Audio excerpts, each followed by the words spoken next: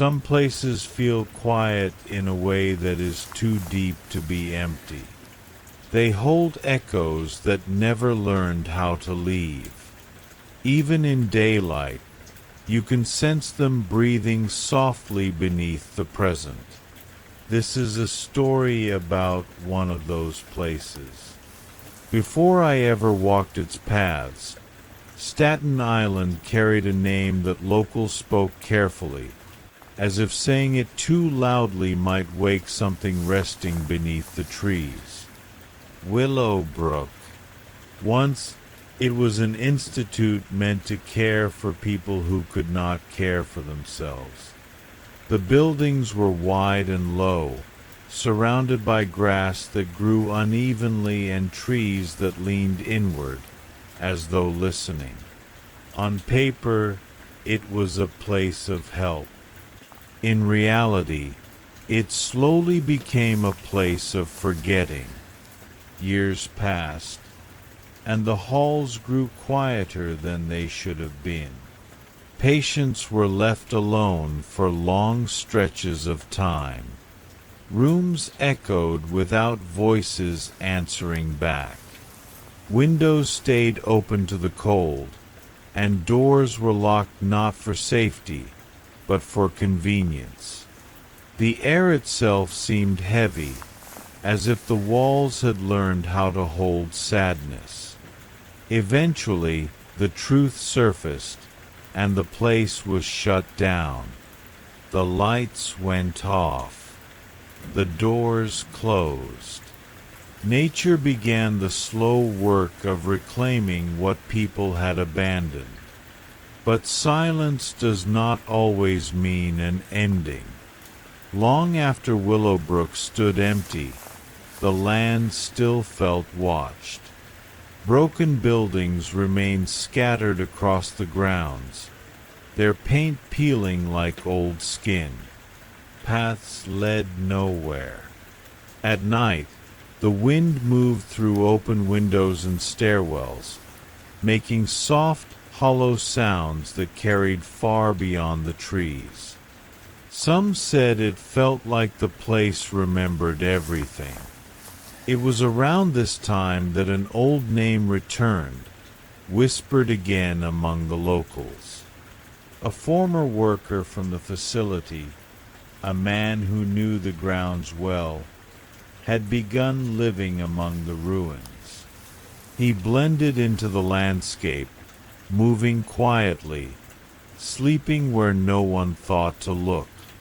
People started calling him Cropsey, borrowing the name from an old campfire story about a figure who lived in the woods and never truly left. Not long after, 2 young girls from the area vanished at different times. The news spread slowly at first, then all at once, filling homes with fear that didn't fade when the sun came up. One was later found in the nearby woods, resting far too still among the leaves. The other was never found at all.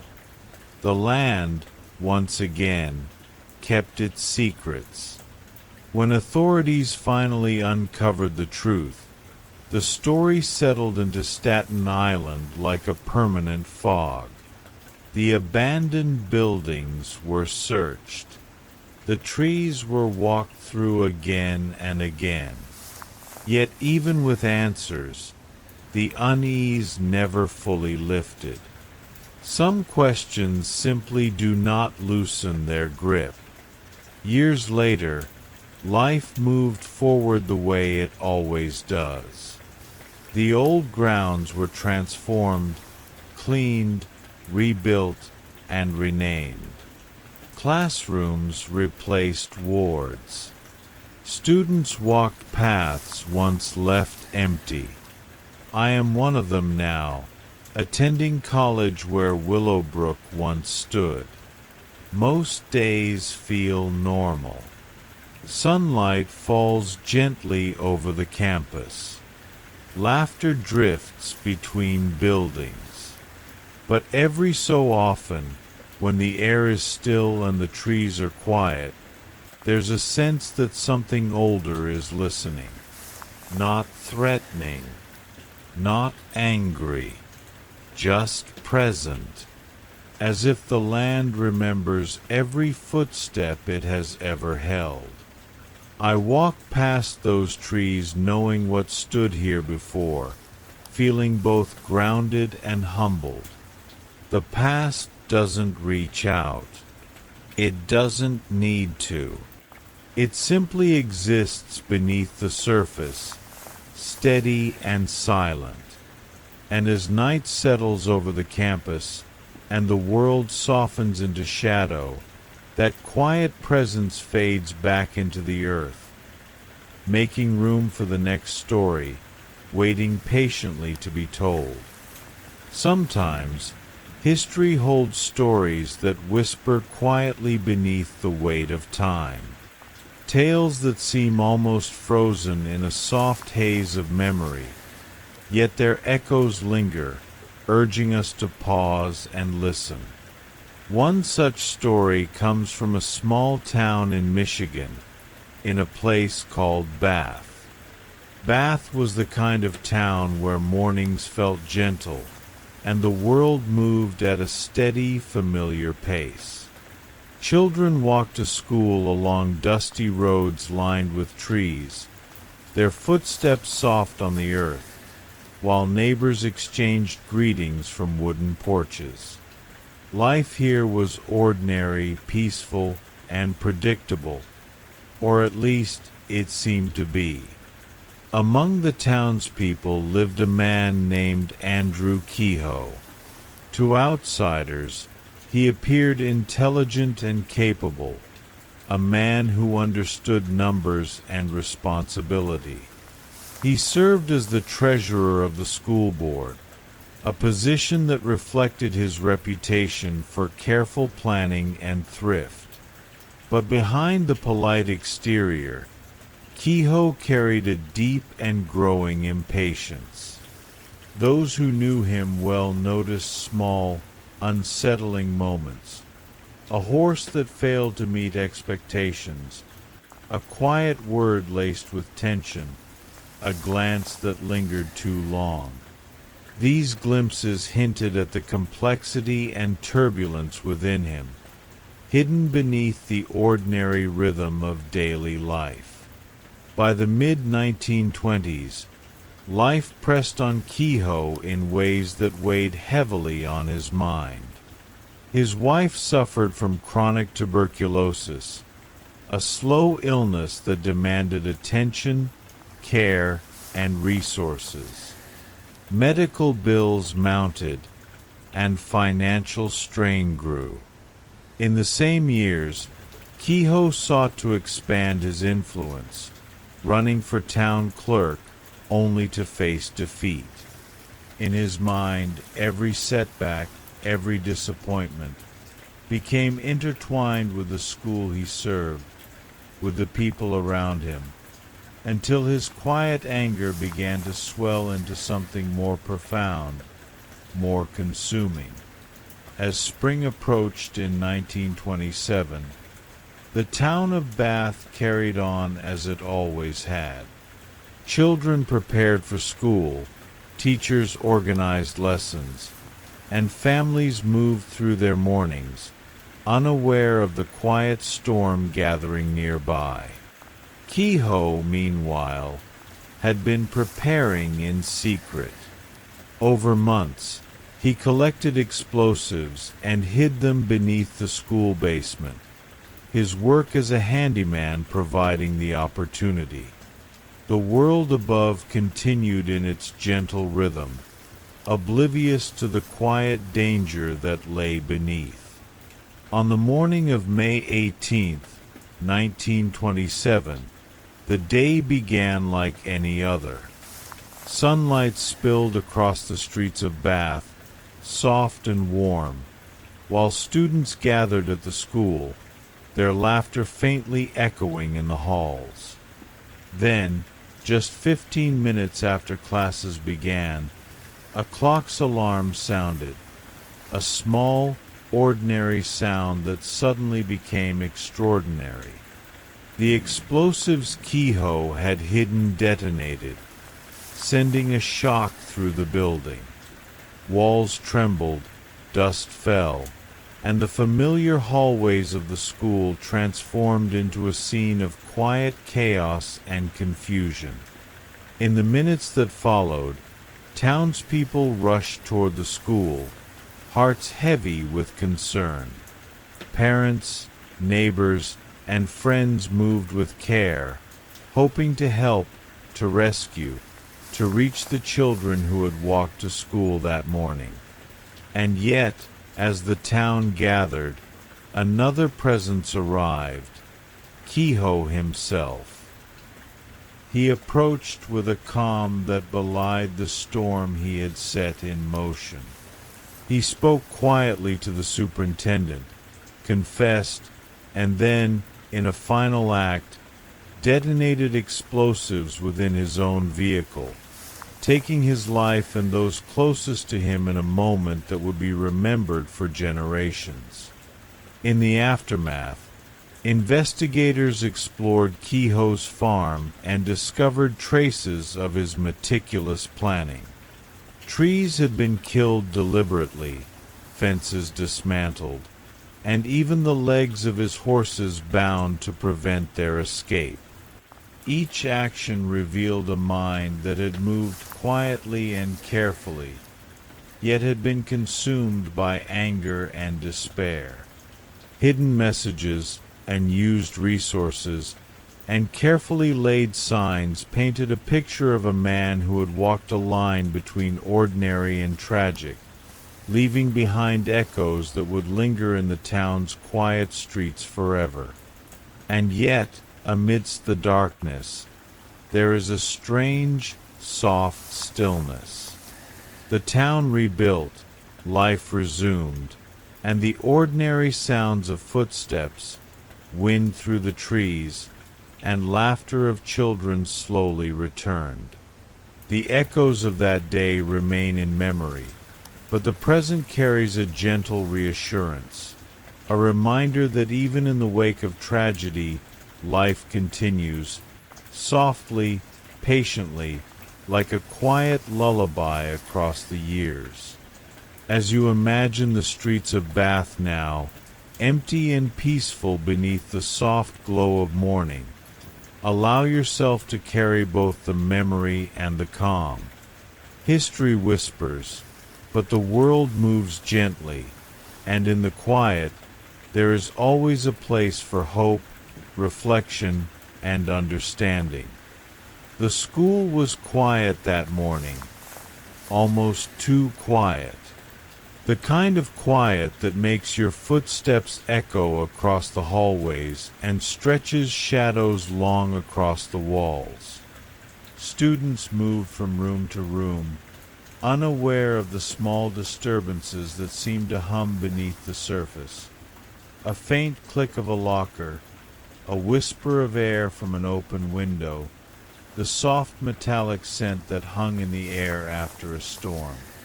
For months, 2 students had wandered the school late at night, exploring its hidden corners and empty rooms. They carried strange devices, small clocks and bundles of wires, and moved with careful, deliberate steps. They planned quietly, meticulously, studying every hallway, every classroom, the timing of bells and the flow of footsteps, imagining possibilities that no one else could see. No one noticed them in the hallways, yet sometimes there was a feeling that something was watching, like the building itself had learned to breathe with their presence. Teachers might have glanced at a shadow, students might have felt a chill, but the school went on, unaware that every corridor was being traced, every room observed. The day arrived when their experiment should have reached its peak. The school was alive with its usual rhythm, the distant clatter of lunch trays, the muted murmur of conversation, the soft scrape of shoes across polished floors.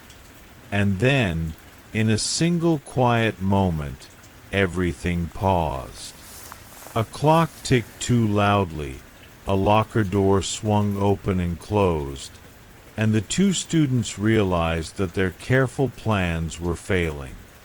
Nothing happened, yet the air seemed heavier, thick with the tension of unfulfilled anticipation. The students wandered through the hallways, shadows lingering at the edges of their vision. Nothing exploded, nothing collapsed, but the feeling of potential danger remained, echoing softly in the empty classrooms and along the sunlit corridors. By the end of the day, everything was calm again, as if the school had exhaled and returned to its ordinary rhythm. And yet, when students and teachers walked through the halls afterward, there was a faint sense of unease. Perhaps it was the whisper of the wind through an open window, or the way the sunlight fell at just the right angle to cast a long, dark shadow. Perhaps it was the feeling that sometimes, behind the walls, something had watched, waited, and quietly reminded them that the world is full of mysteries we cannot see. In the quiet of the empty classrooms, the gentle rhythm of footsteps fades, the hum of fluorescent lights lulls the mind, and the school breathes in its own soft, steady way. And as you drift to sleep, imagine those silent corridors stretching into the night, peaceful and still, holding their secrets close, waiting only for the morning light to return. Sometimes, the quietest moments can feel the heaviest. There are small, unexpected instances when the world seems to pause, when something familiar feels just a little beyond our understanding. I want to tell you about one of those moments, a story that is gentle, yet quietly unsettling, a memory that has lingered with me. It began with my mother. She passed away suddenly 3 years ago, just 8 days before my son was born. The house she had lived in still stands in rural France, a place I haven't returned to since her passing. The walls are lined with photographs of family, moments frozen in time. One picture in particular hangs in my house now, a photograph of her smiling warmly. My son has always known it as Grandma, though he has never met her, never set foot in that house, never visited that village, and has never even been to France. One quiet afternoon, I decided to show him some of the places that are important to us, using the maps on my tablet. We drifted from our home to his school, to his other grandmother's house, exploring streets and rooftops in miniature, gliding our fingers across the screen. He was curious, playful, fascinated by the way the device seemed to move with him, almost like stepping into the world itself. Eventually, I thought of my father's home. He lives alone in rural France, and I had never shown my son the house, never even discussed it. I wasn't sure if Google had a street view of his tiny lane, but to my surprise, it had. I dropped the pin, and the image loaded slowly. A quiet street, lined with old stone houses, the sunlight soft on the rooftops. I began to move the screen gently, letting my son explore. And then he said it quietly, as if it were matter of fact, "Grandma's house." I paused. My son had never been there. He had never seen a photo of it, never met her, never even known the village existed. "How do you know?" I asked softly, my voice careful, unsure. "Because it was," he replied simply. I swallowed a little, a chill running down my spine, though the moment itself was soft, quiet, almost tender. I asked him to point at the kitchen window. Without hesitation, he placed his small finger on the exact square of glass. I asked him where Daddy sleeps, and again, his finger found the correct room immediately. Finally, I asked, "Which one is Grandma's?" He pointed, a small, sure gesture. It was that one. We sat in silence for a few moments, the faint hum of the tablet and the distant sounds of the street our only companions. I felt an eerie weight, though it was not frightening. It was gentle, like a whisper from another time, a quiet recognition that seemed impossible, yet undeniably present. Later, of course, there are explanations. Perhaps a resemblance, a detail I had shown him elsewhere, a guess. But even as I reasoned, a soft unease lingered. The precision, the certainty, the quiet knowing in his voice. It stayed with me, a gentle, inexplicable memory that refuses to fade. And in the quiet of that afternoon, I realized that some things are felt rather than seen. Some connections exist beyond our understanding, and sometimes the past finds a way to reach us in the most tender, subtle ways. I closed the tablet then, letting my son return to his play, but the image of that house and the certainty in his voice stayed with me. A quiet reminder that the world is full of small mysteries, and that sometimes, even across time and space, love and memory have a way of quietly speaking. The sky hung low, heavy with the ash of distant fires, and the wind whispered softly through the skeletal remains of a village. There is a certain stillness in places that have been touched by chaos, an almost reverent pause, as though the world itself is holding its breath. I remember my uncle telling me about such a place, a small village in eastern Germany during the final days of the war, a place where the air seemed thick with both smoke and silence. He was very young then, barely 15 or 16, carrying messages and supplies for the army. It was a time when the front lines were still far to the east, yet the echoes of war had already crept into the quiet streets and old stone houses of towns like this one. The village itself was ancient, with cobblestone streets and gabled roofs, and beneath it lay a hidden labyrinth of tunnels, small catacombs that connected the houses in ways few could imagine. The day my uncle spoke of was overcast, the sun obscured by smoke drifting lazily from nearby fires. The town was alive with distant sounds, the crackling of flames, the muted thud of collapsing timbers, the low hum of wind through broken windows.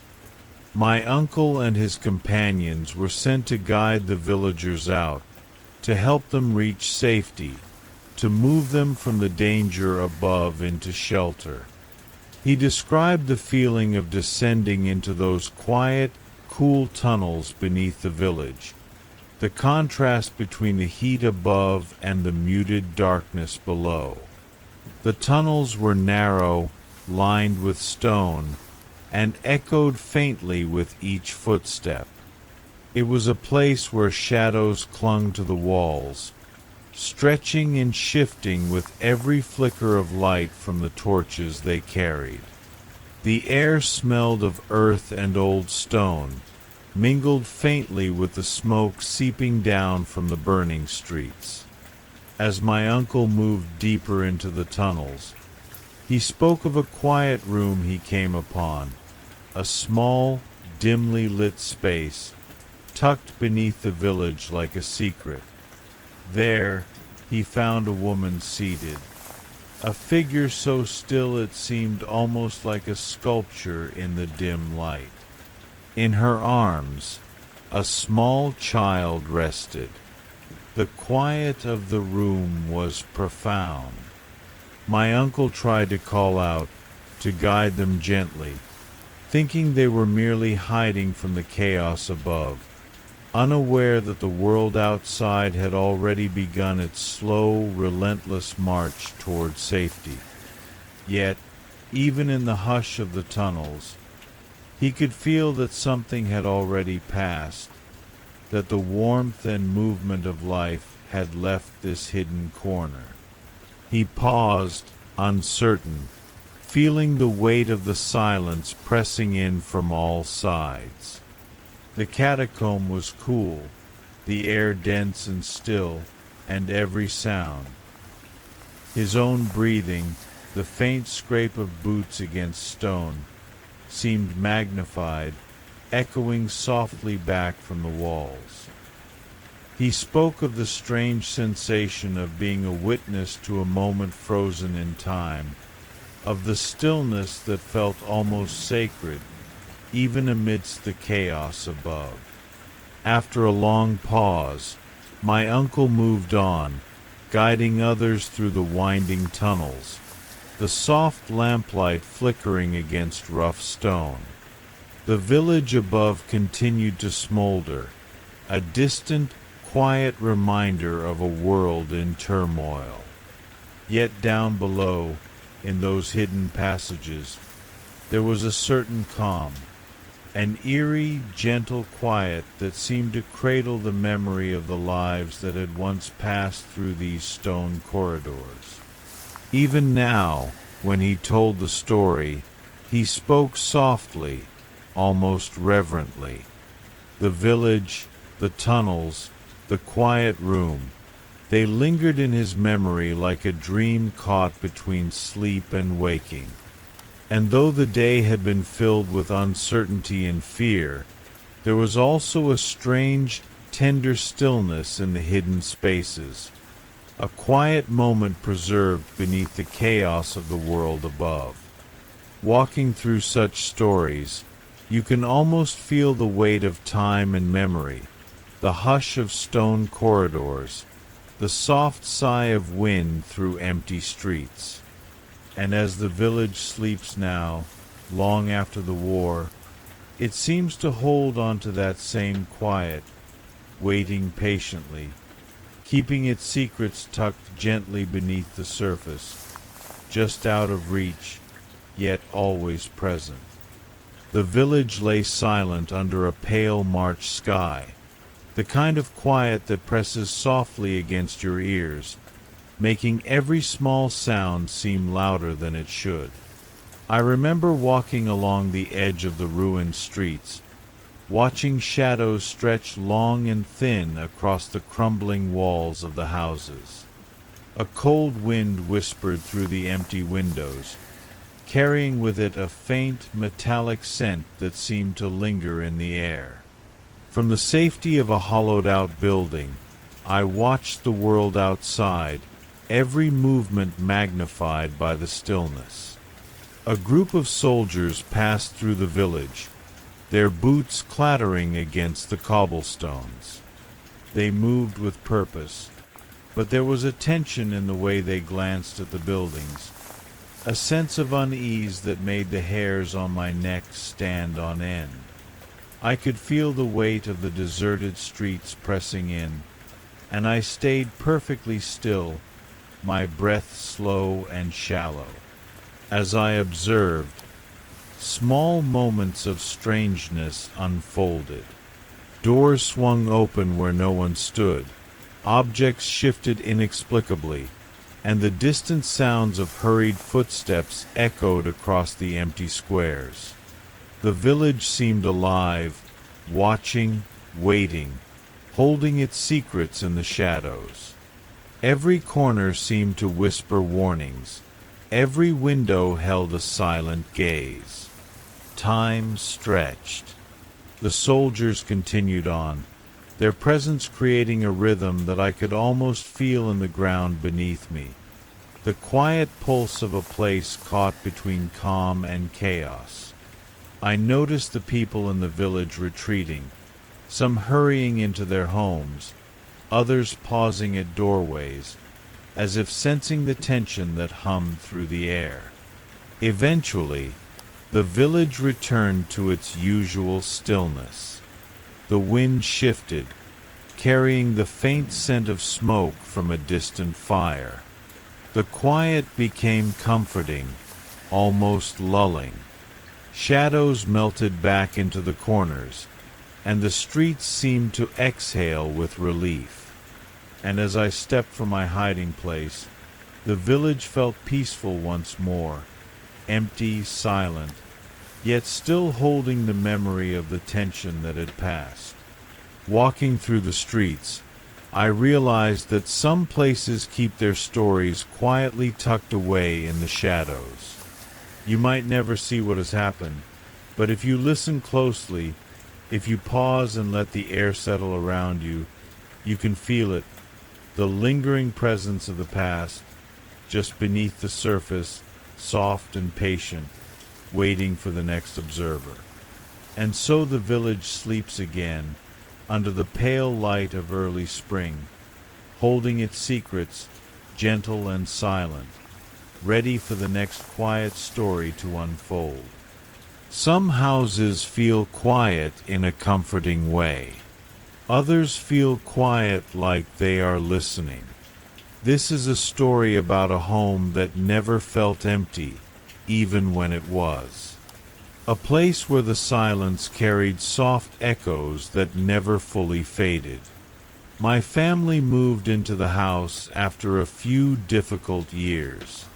We had saved carefully, worked long hours, and when we finally arrived, it felt like a reward. The neighborhood was clean and quiet, lined with identical homes and trimmed lawns.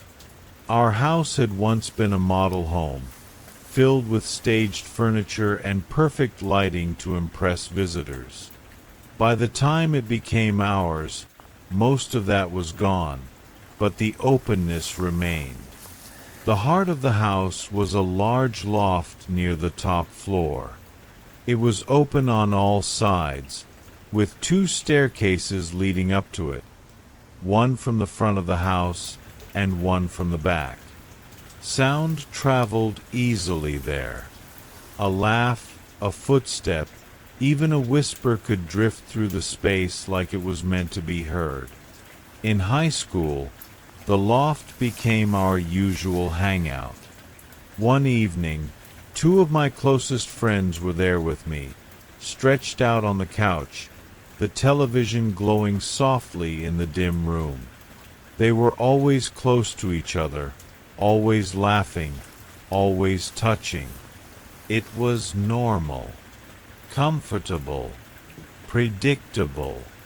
At some point, I stood up and left the room, heading downstairs for a quick break. As I walked away, I could hear them still joking, still close, the sound of their voices blending into the quiet hum of the house. When I came back, something had changed. They were sitting far apart now, stiff and silent, eyes fixed on the television but clearly not watching it. The air felt different, thicker somehow, like a breath being held. I asked what happened, assuming they'd argued over something small. One of them looked at me and said calmly, "Your little sister is home." I felt the color drain from my face. My sister wasn't home. She wasn't even supposed to be. I told them that, quietly but firmly. They exchanged a glance, confused, uneasy. They said they had heard her. A soft laugh, light footsteps, The sound of small hands brushing against the stairs as someone ran upward, quick and playful, almost on all fours. We searched the house together. Every room, every hallway, every stairwell. The doors were locked. The house was empty. Later, we learned something the real estate agent never mentioned.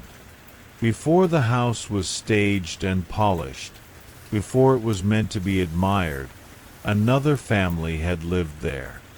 Their young daughter had been playing in the loft one afternoon. She climbed the railing, lost her balance, and fell. After that, my friends refused to sit together in the loft again. And though I never heard the footsteps myself, I started to notice other things. Near the spot where she had fallen was the home's intercom system, the central unit that connected every room. Late at night, always around the same quiet hour, I would wake to the sound of it activating. A soft click, then static. Not voices, not music, just open air. It sounded like someone holding the button down, breathing quietly into the system without speaking. To make it stop, I had to leave my room on the 3rd floor and walk all the way down in the dark to turn it off at the main unit. Each time, I expected to see someone standing there. A small shape in the shadows. A presence near the stairs. But there was never anything. Just silence returning, slowly, patiently, as if the house had only been checking to see if anyone was still listening. Eventually, we moved away. The memories stayed gentle, never overwhelming, never frightening, just quietly strange. Even now, when I think of that house, I don't feel fear. I feel watched over, like something small and curious once lived there, and never quite learned how to leave. And as the night settles again, and the house around you grows still, remember that some places don't hold on to noise. They hold on to moments. And somewhere, softly, another story is already waiting to be heard.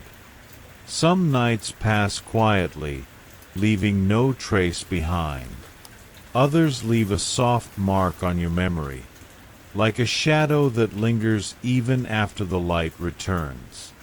This is one of those nights. A moment so still, so gentle, that it felt unreal long after it ended. Last year, my mother and I were staying in a small hotel, the kind that feels anonymous and temporary.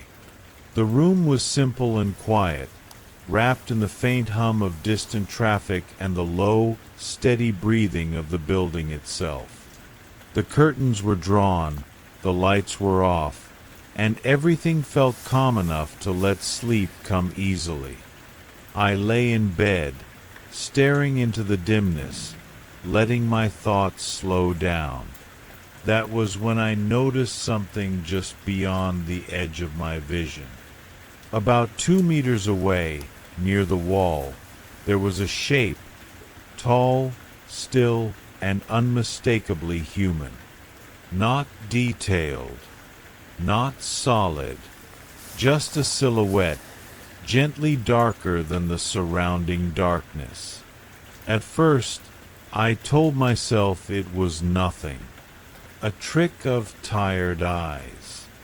A shadow formed by passing headlights or moonlight through the curtains. I tried to ignore it, but the longer I lay there, the more present it felt. Not moving, not threatening, just there. Finally, I reached over and turned on the light. The room snapped back into clarity. plain walls, ordinary furniture, no shape, no figure, nothing out of place. I exhaled, feeling a little foolish, and turned the light off again. The silhouette returned instantly. It stood exactly where it had been before, the same quiet outline, the same still posture. I sat up and scanned the room carefully. There was nothing, no chair, no object, no angle, that could have created a shadow like that. I checked again, slower this time, trying to make sense of it. The shape hadn't been there on the previous nights. Nothing in the room had changed. What unsettled me most wasn't fear, but certainty. The shape looked human. Watching, maybe, but not in a way that felt hostile. Still, my heart began to race, and I felt a cold tension settle in my chest. I didn't want to look at it anymore. I turned away, facing the wall, pulling the blankets close and focusing on my breathing. Eventually, exhaustion softened my thoughts, and sleep took me. The next morning, I told my mother what I had seen. She listened quietly, then smiled gently and shrugged it off. She said I must have imagined it. That hotel rooms can play tricks on the mind. I agreed, wanting to believe that explanation more than anything else. And for the rest of our stay, the shadow never returned. Not the next night. Not the one after that. A few days later, after we were back home, my mother was standing in the kitchen while I sat nearby, studying. The room was bright, ordinary, filled with familiar sounds. Without turning around, she spoke softly. "Do you remember that shadow you saw in the hotel?" I said yes.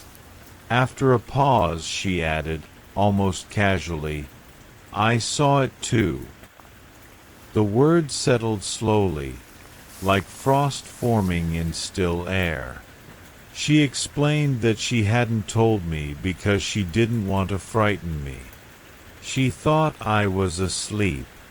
She thought it was better left unsaid. Later, she shared something else. A few days before that night, her closest friend had passed away. Earlier that evening, in the hotel room, my mother had spent hours writing a long letter. Words she never got to say, memories she needed to release, a quiet goodbye written in hope of peace. She wondered, gently, if that presence had been a farewell. Not something meant to scare us. Just something passing through, briefly, softly, before moving on. I don't know what I believe now, but when I think back to that night, I don't remember terror. I remember stillness, a sense of calm beneath the fear. And as the night grows quiet again, and the shadows settle where they belong, it's comforting to think that some goodbyes don't need words at all. They only need a moment. Some houses greet you loudly, with creaks and echoes that demand attention. Others speak in quieter ways, waiting until night to share their presence. This story belongs to the second kind of house. The kind that doesn't frighten you right away, but stays with you for years. When I was about 12 years old, my family moved into a new home. New to us, at least. The house itself had been standing for a long time, tucked away on a narrow lane in the same village we already knew well. During the day, it felt warm and ordinary, filled with familiar sounds and sunlight drifting through old windows. Nothing about it seemed unusual at first. Part of the house had once been a bungalow, which meant that my bedroom and my sister's were on the ground floor. Our rooms sat at the end of a long hallway, far from the main living spaces. The floor was polished walnut wood, smooth and cool, and just outside my door lay a thick Persian rug, placed there to soften cold feet on early mornings. The hallway itself always felt longer at night, stretching into shadow once the lights were off. Most evenings followed the same gentle rhythm. The house would settle, doors closed, lights dimmed, everyone tucked into bed.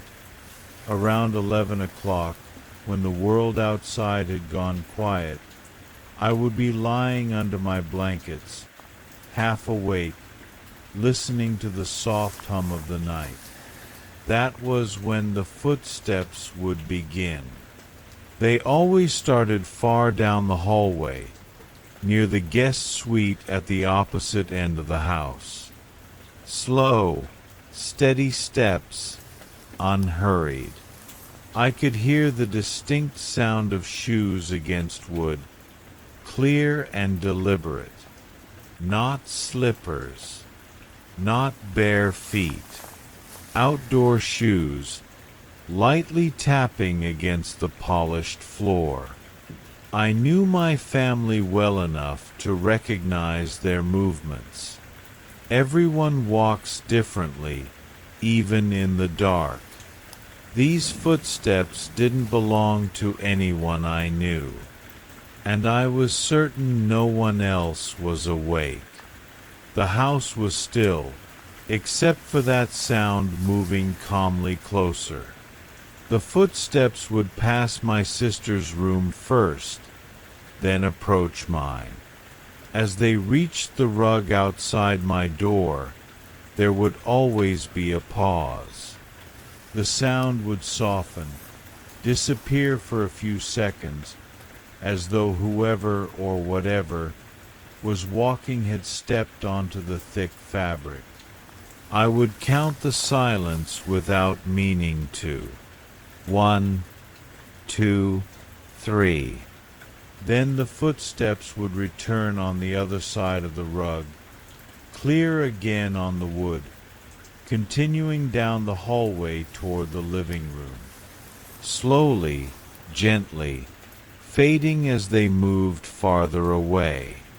After a short while, they would come back the same way, the same pace, the same pause at the rug, the same quiet patience, over and over, as if the hallway itself was being traced, memorized, walked for comfort rather than purpose. Strangely, I never felt afraid. I never pulled the blankets over my head or held my breath. I didn't feel watched or threatened. I simply stayed where I was, listening. Something about the rhythm felt steady, almost calming. Before long, I would drift off to sleep with the sound of those footsteps moving through the dark. I never once got out of bed to see what it was. Not because I was scared, but because it didn't feel like something meant to be seen. It felt like part of the house learning itself, or perhaps remembering. After 3 or 4 weeks, the footsteps stopped, just like that. One night they simply didn't come, and they never returned. Life continued, and the house settled fully into being our home. I didn't think much about it then. It became one of those quiet things you accept without question when you're young. But even now, years later, the memory returns sometimes. The slow steps, the pause on the rug, the calm certainty of movement in an otherwise sleeping house. It doesn't frighten me, but it does make me shiver, just a little. And as the night grows still once more, and old homes rest in their silence, it's easy to imagine that some sounds aren't meant to scare us at all. They're just passing through, before fading softly into the dark, making room for the next story to begin. Sometimes the quietest moments are the ones that linger the longest, not because something happened, but because something almost did. This is one of those memories, soft, ordinary, and quietly unsettling. The kind that slips back into your thoughts when the house is too still. It was the middle of the day, bright and uneventful. I had just returned home from work, and the house greeted me with its usual calm. Sunlight rested gently on the walls, and everything felt exactly as it should. No storm clouds, no shadows stretching too far. Just an empty home waiting for the afternoon to pass. I knew I was alone. My parents wouldn't be back for hours, and my sister was still at school. That sense of solitude felt comfortable, almost relaxing. The kind where you move freely, without thinking twice, letting your guard down because nothing unexpected ever happens at 2 in the afternoon. As I settled into the house, I moved through familiar routines without thought. The soft hum of the home surrounded me, the faint buzz of electricity, the distant sounds of the neighborhood outside. Everything felt steady, predictable. Then, without warning, a sound broke the calm. From the far end of the house, the laundry room door opened, and then closed with a heavy, solid thud. Not a gentle click, not a draft. A full, unmistakable closing sound, the kind that echoes just enough to make you pause. I froze for a moment, listening. My first thought was simple and reasonable. Someone must be home early. Maybe my sister had come back sooner than expected. Maybe one of my parents had forgotten something. The mind always reaches for comfort first. I called out a greeting, my voice calm but curious. No answer came back. Still, I wasn't worried. Houses make noise. People get distracted. I assumed whoever had arrived simply hadn't heard me. A moment later, I heard footsteps, slow and measured, moving from the direction of the laundry room into the living space. Then they stopped, just stopped.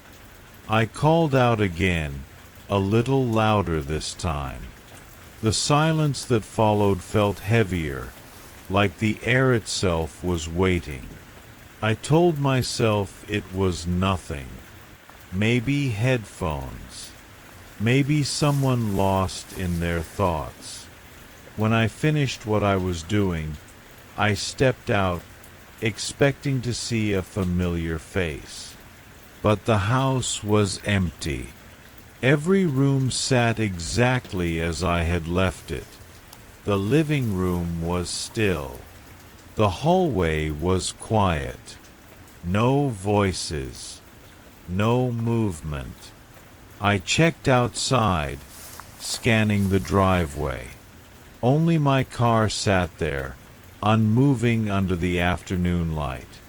A strange tension crept into my chest.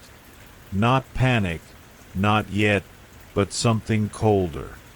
That laundry room door was heavy. I knew its sound well. It wasn't the kind of door that moved on its own. The memory of it closing replayed in my mind, clear and sharp. I searched the house slowly, opening doors, checking corners, stepping onto the patio, looking down the side yards. Everything was empty, peaceful, too peaceful. That was when the fear arrived. Not loud, not sudden, but deep and quiet. A feeling that settled into my stomach and stayed there. I hurried back inside and sat down in the living room, choosing stillness over motion. I waited. Nothing happened. No more footsteps. No doors. No sounds at all. The house returned to its earlier calm, as if it had never been disturbed. Eventually, I stood up, walked back to my room, and carried on with my day. And that was the end of it. Nothing else ever happened. No explanation presented itself. No answer arrived. Just a memory, ordinary on the surface, but forever marked by that brief moment when the house felt occupied by something unseen. And as the daylight fades and the world grows quiet once more, it's comforting to remember that not every strange moment means danger. Some are simply echoes, passing through, before giving way to silence, and to the next story, waiting patiently in the dark. There are moments in life that don't feel frightening at first. They feel quiet, ordinary, almost forgettable. But years later, they return in the silence, asking gentle questions that never find answers. This is one of those moments. It happened during a move across the country, a time already filled with exhaustion and long roads. My brother had come to help me with the final trip. We borrowed a van, packed it until there was barely room to breathe, and prepared ourselves for a slow, careful drive. The kind of journey where the road stretches endlessly and time usually feels heavier than the cargo. Before we left, everything felt normal. I remember standing in the kitchen, checking my watch, noting the time with the simple habit of someone about to travel. I called my girlfriend and told her we'd be leaving soon, giving her a rough estimate of when we'd arrive. My brother glanced at the kitchen clock as well, though I didn't realize how important that small detail would become until much later. We finally pulled away, the van humming under the strain of its load. We couldn't go fast. 80 kilometers per hour was all it could handle comfortably, and we accepted that. The road ahead promised nothing unusual, just long stretches of highway, occasional gas stations, and the steady rhythm of tires on asphalt. The drive felt calm, quiet, almost too smooth. The kind of calm where your thoughts drift and your awareness softens, lulled by motion and monotony. I remember the sky, pale and open above us. I remember a gas station we passed. Nothing special, just a landmark that briefly caught my attention before slipping behind us. And then Nothing. When we took the off-ramp into my new city, my brother spoke softly, almost uncertain. He said something felt wrong. He couldn't remember the drive. At first, I laughed it off. We were tired. Moving does that to you. But when I searched my own memory, I felt the same hollow space. I could remember leaving. I could remember that gas station. And then suddenly we were there. We brushed it aside, still convinced exhaustion was playing tricks on us. Until we arrived at my new place and my girlfriend greeted us with confusion written across her face. She asked if we had been speeding, said we were almost an hour early. That was when the calm broke. There was no way we could have made up that time. Not in that van. Not with that load. Not without breaking every limit and law along the way. We retraced the route in our minds, slowly, carefully. Both of us stopped at the same point, the same gas station. Beyond that, the memory simply ended. An hour gone. What made it harder to dismiss was how carefully we had checked the time before leaving. 2 clocks, a phone call, multiple points of certainty. There was no room for a simple mistake. And yet, there it was, an empty space where an hour of our lives should have been. In the days that followed, we searched ourselves for signs of something more. Strange dreams, physical marks, lingering sensations. But there was nothing. No headaches, no fear, no sense of being watched. Just the quiet knowledge that time had slipped past us without permission. Years later, nothing like it has ever happened again. Life continued as it always does, filled with routines and familiar rhythms. Still, that missing hour remains untouched by explanation. A soft gap in memory, sealed and silent. And perhaps that's what makes it so unsettling. Not the idea of what might have happened, but the calm acceptance that some moments simply pass beyond our awareness, leaving behind only a question that gently echoes in the dark. And as the road fades into night, and this story drifts to rest, another waits patiently, ready to unfold, slowly, quietly, just ahead. Sometimes time doesn't rush or drag. Sometimes it simply slips, quietly, leaving only a soft confusion behind, like a dream you can't quite place when you wake. This happened to me many years ago, during a work trip to New York City in 2006. It was my first time there, and the city felt overwhelming in the way only New York can. Busy streets, distant sirens, the low, constant hum of life layered on top of itself. We had been working long days, but one afternoon we finished earlier than expected. There were 4 of us on the trip, co-workers of different ages, all tired but curious. We had a few free hours before a company dinner that evening.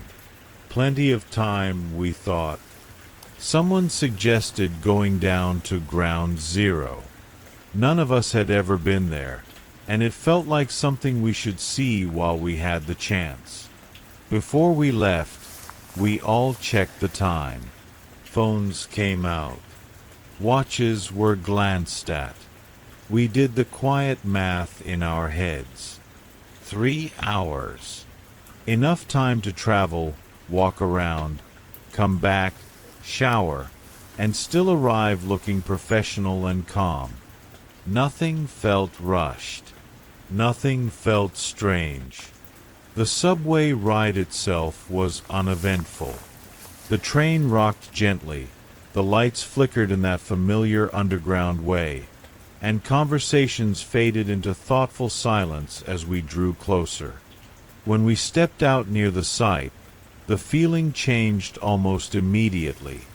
Ground Zero was quieter than I expected. Not silent, but muted. The traffic moved, people passed by, yet everything felt softened, as if the air itself was absorbing sound. There were photos displayed, signs with names and messages. No museum yet. Just open space and memory. We walked slowly. No one spoke much. It wasn't sadness exactly, more like a heavy calm. A respectful stillness that settled around us. I remember checking my phone more than once, not because I felt rushed, but because something felt off. Time felt different there. Slower. Or maybe thinner. At some point, one of my co-workers broke the silence and said we should head back. His voice sounded tight. He told us we'd already been gone nearly 2 hours. That didn't make sense. Not even a little. I remember feeling a gentle panic bloom in my chest, like a slow wave rather than a sharp spike. We had just arrived. Surely we had. There was no way so much time had passed. But when we all checked again, phones, watches, everything told the same story. Too much time had gone by. We started walking faster, then faster still. The calm atmosphere we'd been standing in fell away as practical worry took over. We needed to get back. We needed to shower. We needed to be ready. The subway station felt farther away than it had before, and we barely spoke as we hurried along. On the train ride back, none of us said much. We just sat there, listening to the rhythmic clatter of the tracks, each lost in our own thoughts. That's when I glanced at my phone again, and my breath caught. The time was different. Earlier. An hour earlier than what I had just seen at Ground Zero. My heart didn't race. It slowed, heavy and deliberate. I checked again. Same result. I quietly showed my phone to the others. Asked them to check theirs. One by one, they did. Every single device now matched mine. We suddenly had more than 2 hours before dinner. Plenty of time. Just like we'd planned. No one laughed. No one joked. We all just sat there, stunned, as the train carried us back uptown. 4 adults, all grounded, practical people, silently trying to understand how every single clock we had could jump forward together, and then fall back again. Later that evening, at dinner, the story came up. We told it carefully, almost apologetically. Someone at the table mentioned they'd heard of other strange moments down in that part of the city. Small things. Time confusion. Odd feelings. Nothing dramatic. Just strange. Nothing like that has ever happened to me again. I don't think about it often. But sometimes, when the world grows quiet and I check the time twice just to be sure, I remember that afternoon. And I wonder if some places hold moments so heavy that time itself slows down to listen. As the city lights dim and this memory drifts gently away, another story waits just beyond the edge of awareness. Soft, quiet, and ready to begin. Some memories don't arrive with fear. They arrive quietly, like a sound you notice only after everything else goes still. This is one of those memories. Soft, unsettling, and impossible to forget. When I was in high school, I used to help my uncle and aunt by babysitting their children. It wasn't anything formal, just a few hours here and there, a couple of dollars slipped into my hand, and a feeling that I was useful. Their home was a calm, comfortable place. A two-story house near the water, tucked into a quiet neighborhood where the air always seemed a little slower, a little heavier with salt and breeze. The house itself felt warm and lived in. Sunlight filtered gently through wide windows during the day, and at night the sound of water moving somewhere beyond the yard brought a steady, calming rhythm. The den was my usual spot while babysitting, a cozy room with soft furniture, muted colors, and the faint hum of appliances from elsewhere in the house. That afternoon was ordinary in every way. The children were upstairs, the adults were home, and nothing felt unusual. I sat alone in the den, leaning back into the couch, scrolling on my phone. The house felt peaceful, full in that quiet family way. Then I heard it. A baby crying. At first, it barely registered. The sound was soft and distant, like it was drifting through the walls rather than coming directly from a room. My mind filled in the answer before I even thought about it. The younger child must have woken up from a nap. Nothing strange about that. I stood up and walked toward the bottom of the staircase, expecting to see my aunt coming down or hear her voice from above. The crying continued, steady, small, almost tired. I called her name once, then again. No answer. The sound didn't grow louder or quieter. It just stayed the same, floating gently through the house.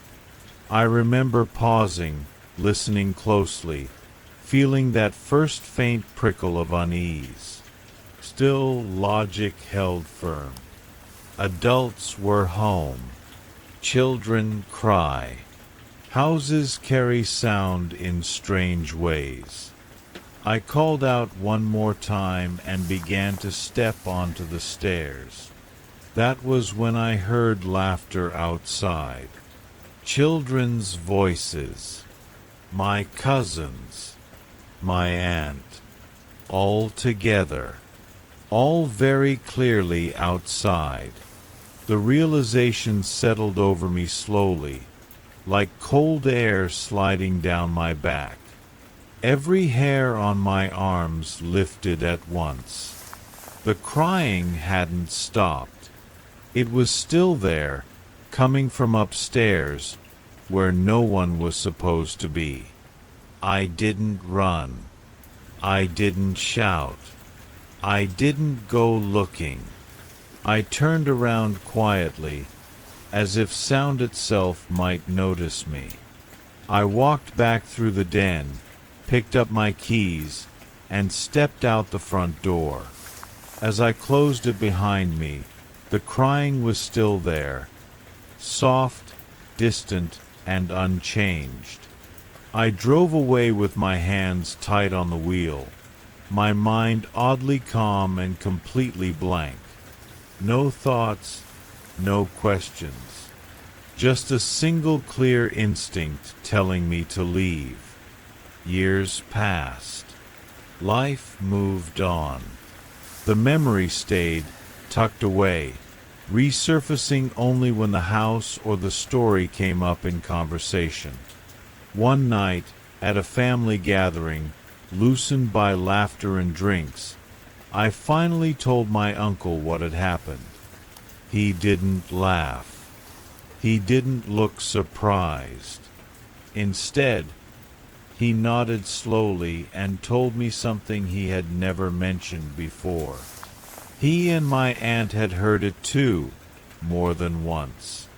A baby crying upstairs, when the children were accounted for. He told me that before they lived there, another family had lost an infant in that very room. Quietly, suddenly, being deeply religious, he had arranged for a mass to be said, for peace, for rest, for whatever might have lingered. After that, the crying stopped. Completely. Hearing that didn't make the memory louder or darker.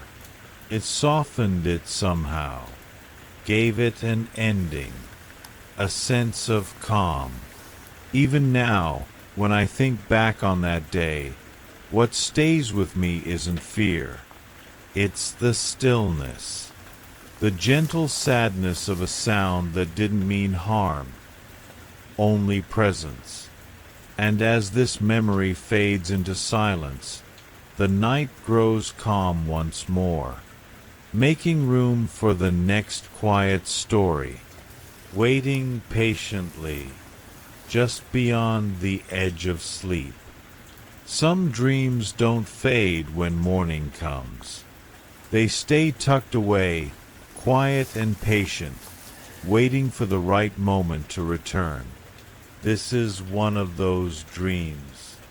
Soft in memory, heavy in feeling, and strangely shared. I was around 10 years old when it happened, still living in the small house tucked away from everything else. It sat at the edge of the woods, far enough from the nearest neighbor that the world felt distant and hushed.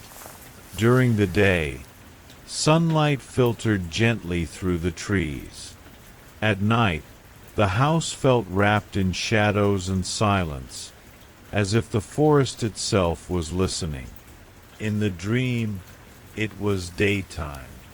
The kind of pale afternoon light that makes everything feel still, almost paused. I was alone in the house, moving through familiar rooms that felt slightly different, as dreams often do. Too quiet, too empty. The air felt thick, as if something was about to arrive. Then I heard it. A sound drifting up the long gravel driveway. Not fast, not loud. Just the slow, steady crunch of wheels rolling over stone. It was the kind of sound that shouldn't have felt threatening, yet my chest tightened as soon as I noticed it. I stepped onto the porch and looked down the drive. Moving toward the house was an old covered wagon, the kind you'd expect to see in history books, not in a modern driveway surrounded by trees. It rolled forward at an unhurried pace, as though it had all the time in the world. A deep sense of dread settled over me. I didn't question it. I didn't hesitate. I ran back inside and locked the doors, my hands shaking as I slid each lock into place. The house suddenly felt smaller, the walls closer, the silence heavier. Drawn by something I didn't understand, I moved down the stairs to the basement. There was a small window set into the basement door, just high enough to look through. I knew, somehow, that if I stood there I would see him. The wagon stopped. Through the glass, I watched as a man stepped down from the front seat.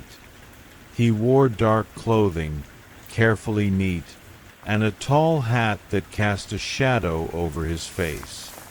He didn't rush. He didn't smile.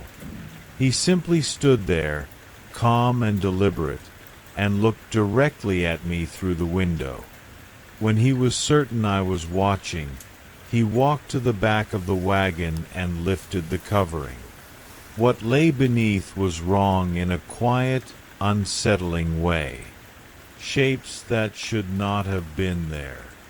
Still forms, hanging gently, unmoving, like figures caught between moments. The man did something then, something subtle, almost ritual-like. I couldn't hear it, but I could feel it. The shapes began to change in ways that felt unnatural, stretching and swelling as if the dream itself was bending around them. It wasn't loud. It wasn't chaotic. It was slow, deliberate, and deeply unsettling. All the while, he kept his eyes on me.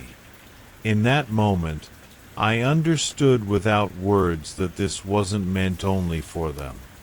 It was meant for me, too.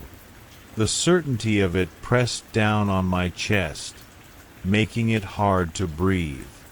And then I woke up. The room was dark. Completely dark. The power was out. The familiar comfort of night lights and soft household sounds was gone, replaced by deep, unbroken silence. My heart raced as I lay there, listening to the house settle, every creak sounding too loud. It took everything I had to leave my bed. I moved slowly, carefully, feeling my way through the darkness until I reached my parents' room. I slept on the floor that night, wrapped in the quiet comfort of knowing I wasn't alone. I never told anyone about the dream. It felt too strange, too vivid, like something that shouldn't be spoken out loud. Years passed, and the memory softened, becoming just another unsettling childhood dream. Until one evening, long after, when my family was sharing stories about the strangest dreams we'd ever had. I hesitated, then decided it was safe enough. I told the story gently, leaving out details, brushing past the parts that still made my skin prickle. When I mentioned the wagon coming down the driveway, my younger sister went very still. She looked at me and asked, quietly, "Was the man wearing a top hat?" The room fell silent. As we talked, we realized our memories lined up in unsettling ways. The wagon, the driveway, the man. Details too specific to be coincidence, yet impossible to explain. We tried to reason it away. Maybe one of us had mentioned it years ago and forgotten. Maybe memories had tangled and reshaped themselves over time. But deep down, I couldn't shake the feeling that I had kept that dream to myself. Even now, thinking about it brings a soft chill. Not fear exactly, just wonder. A reminder that dreams can drift between people, linger in shared spaces, and leave quiet marks that never fully fade. And as that memory gently settles back into the dark, the night opens once more, ready for another story, another whisper, floating softly toward sleep. Sometimes, there are places that feel almost forgotten by the world, where silence moves slowly, and the air itself hums with secrets. Centralia, Pennsylvania, is one of those places. Even now, it seems to exist in a space slightly apart, where the past lingers and the ground itself quietly remembers. Centralia was once a thriving coal mining town, full of families, laughter, and ordinary routines. The streets were lined with modest houses, children played in the yards, and the evenings carried the low, comforting sounds of daily life. But everything changed when, decades ago, a fire began beneath the earth. Some say it started in a landfill, a careless spark that ignited an exposed vein of coal. Others whisper that the fire had always been waiting, sleeping under the ground, until someone unknowingly woke it. No one knows exactly, and perhaps that is part of its quiet power. Over time, the fire spread beneath the town, invisible but ever present. It moved slowly, deeply, through the coal seams, burning where no eye could see, sending faint whispers of warmth up to the surface. By the 1980s, the government had begun buying the homes, urging families to leave. Most chose to go, to follow the soft insistence of a safer life elsewhere. But a few remained. Even today, only about 10 people still live among the empty streets, holding on to memories and homes that the fire itself seems to guard. Visiting Centralia is like stepping into another world. The streets are empty and quiet, almost reverent. Houses stand in solitude, their paint peeling, their windows dark, and the occasional church steeple rises like a sentinel over the silent town. Cemeteries mark the edges, their stones worn by wind and rain, yet still standing as gentle reminders of those who came before. The roads are uneven and broken. Some sections of the highway have cracked and warped over time, lifted by heat and steam from below. Walking along them feels slightly surreal, as if the earth itself is breathing beneath your feet. Steam rises from the cracks and fissures, curling like soft ribbons into the cold air. At first, it might seem like fog or mist, harmless and familiar, but you realize it is warmer than the air, and it carries the quiet, endless persistence of something burning unseen. It is easy to imagine the fire far below as something alive, moving with patience and secrecy. You can feel its presence without seeing it. Through the warmth of the ground, the occasional hollow sigh of steam, the faint smell of earth and coal. The town is almost frozen in time, a place between what was and what continues beneath the surface, and that stillness is strangely calming, almost meditative, once you let yourself walk slowly and notice the small details. I remember standing on one of the cracked highways, watching the steam rise in soft, curling wisps. The wind carried it gently across the deserted street, and I could almost hear the faint, distant hum of the fire underground. No sudden noises, no threatening shadows, only the subtle reminder that something older than any building, something patient and eternal, is quietly present. Even though Centralia is eerie, it is not frightening in the usual way. There are no screams, no visible horrors, only the knowledge that the world beneath our feet can hold a slow, relentless energy that endures far longer than we do. It teaches you to move slowly, to listen, and to feel the quiet rhythms of a world below the surface. Walking away from Centralia, you carry the sense of stillness with you. The fire continues, unseen but patient. The roads remain cracked, the steam rises, and the town waits quietly. There is peace here, in its isolation, in the way it reminds us of endurance, of patience, of the strange beauty of a place that has learned to exist in its own time. And as night falls, and the world softens into shadow, you can imagine the gentle hiss of steam curling into the darkness, a quiet lullaby from a town that never truly sleeps. Some houses don't announce themselves right away. They wait. They listen. They let you settle in before they begin to speak. This is one of those places. When I was young, moving felt like a normal part of life. Boxes followed us from place to place, many of them never fully unpacked, as if we were always preparing to leave again.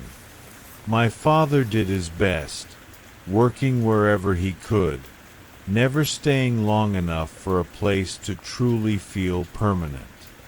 Each move brought the same routine: new walls, new streets, and the quiet hope that this time things might slow down. One year, we found a small house close to my dad's job. It was older, simple, with just enough space for the two of us. A detached garage sat a short distance away, and the neighborhood felt worn but quiet, like it had seen better days and learned to rest afterward. The rent was low, almost too low, and the landlord hesitated before handing over the keys. He mentioned, gently, that someone had passed away there a few years earlier. Nothing more. My dad nodded, grateful for the affordability, and that was that. At first, the house felt empty in a way that was almost comforting. Old wood creaked softly. Pipes sighed now and then. It felt like any other aging place. But soon, little things began to happen. Sounds moved through the rooms when no one else was there. Drawers slid open and shut. Doors shifted on their hinges.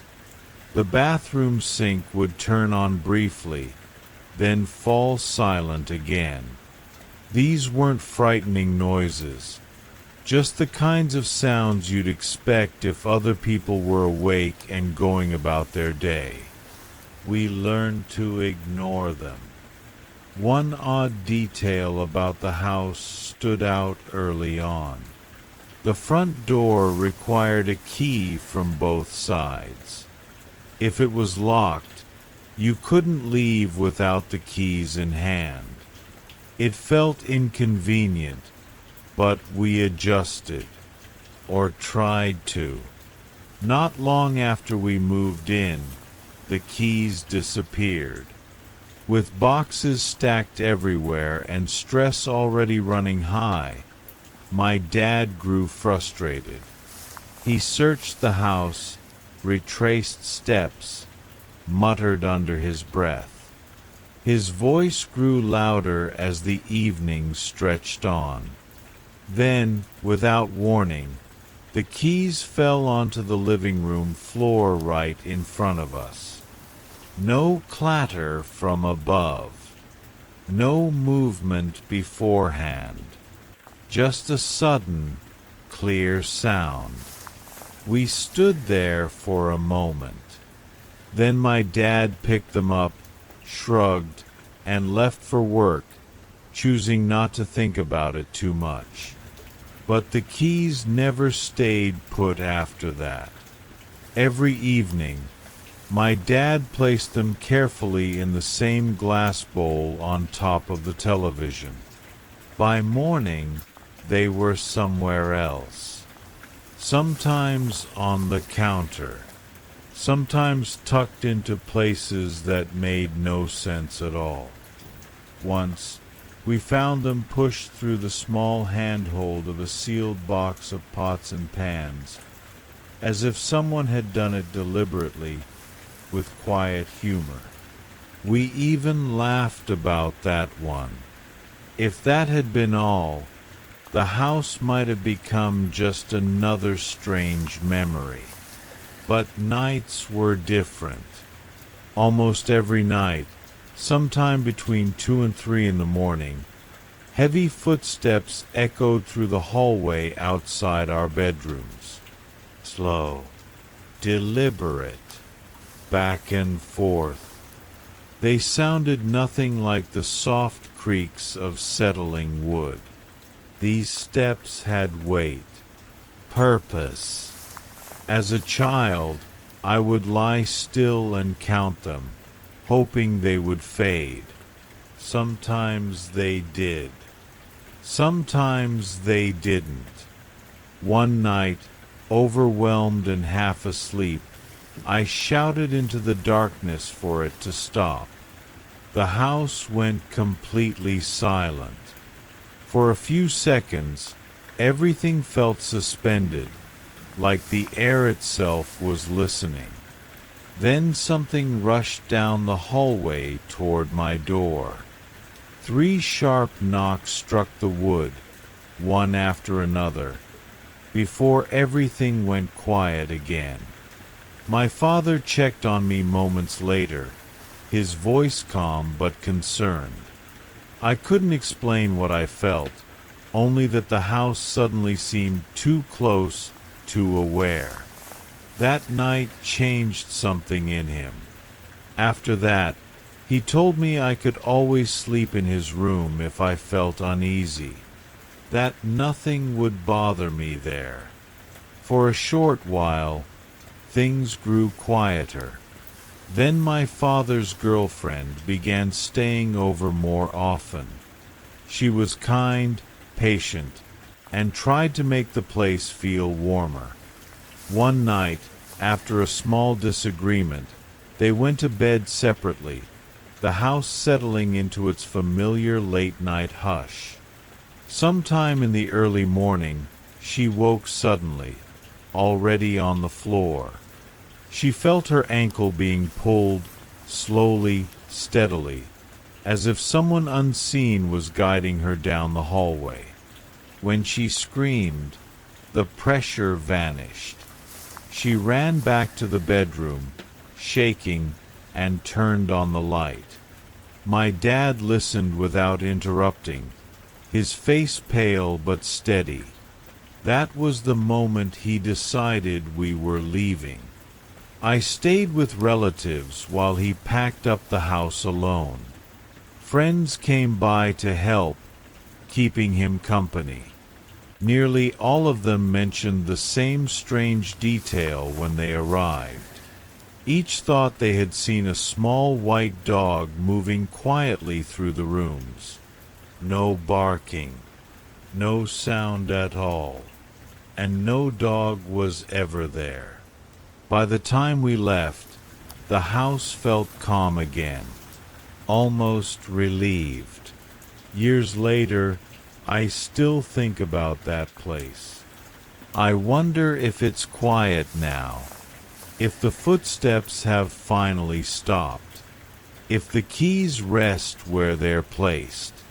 Some houses hold on to their habits longer than others. As this story settles, let your breathing slow. Let the sounds around you soften. There are many more quiet places like this. And another story is already waiting, just beyond the dark. There are moments in life when fear no longer arrives as a sudden shock, but as a quiet recognition, a soft pause in the breath. a gentle awareness that something unseen has entered the room. This is not a story meant to frighten you awake, only to drift beside you, slowly, as you rest. I've reached a point in my life where I don't feel startled the way I once did. Whatever fear I had seems to have softened over time, worn smooth by experience. What remains is a calm attentiveness, a sense of noticing when something feels slightly out of place.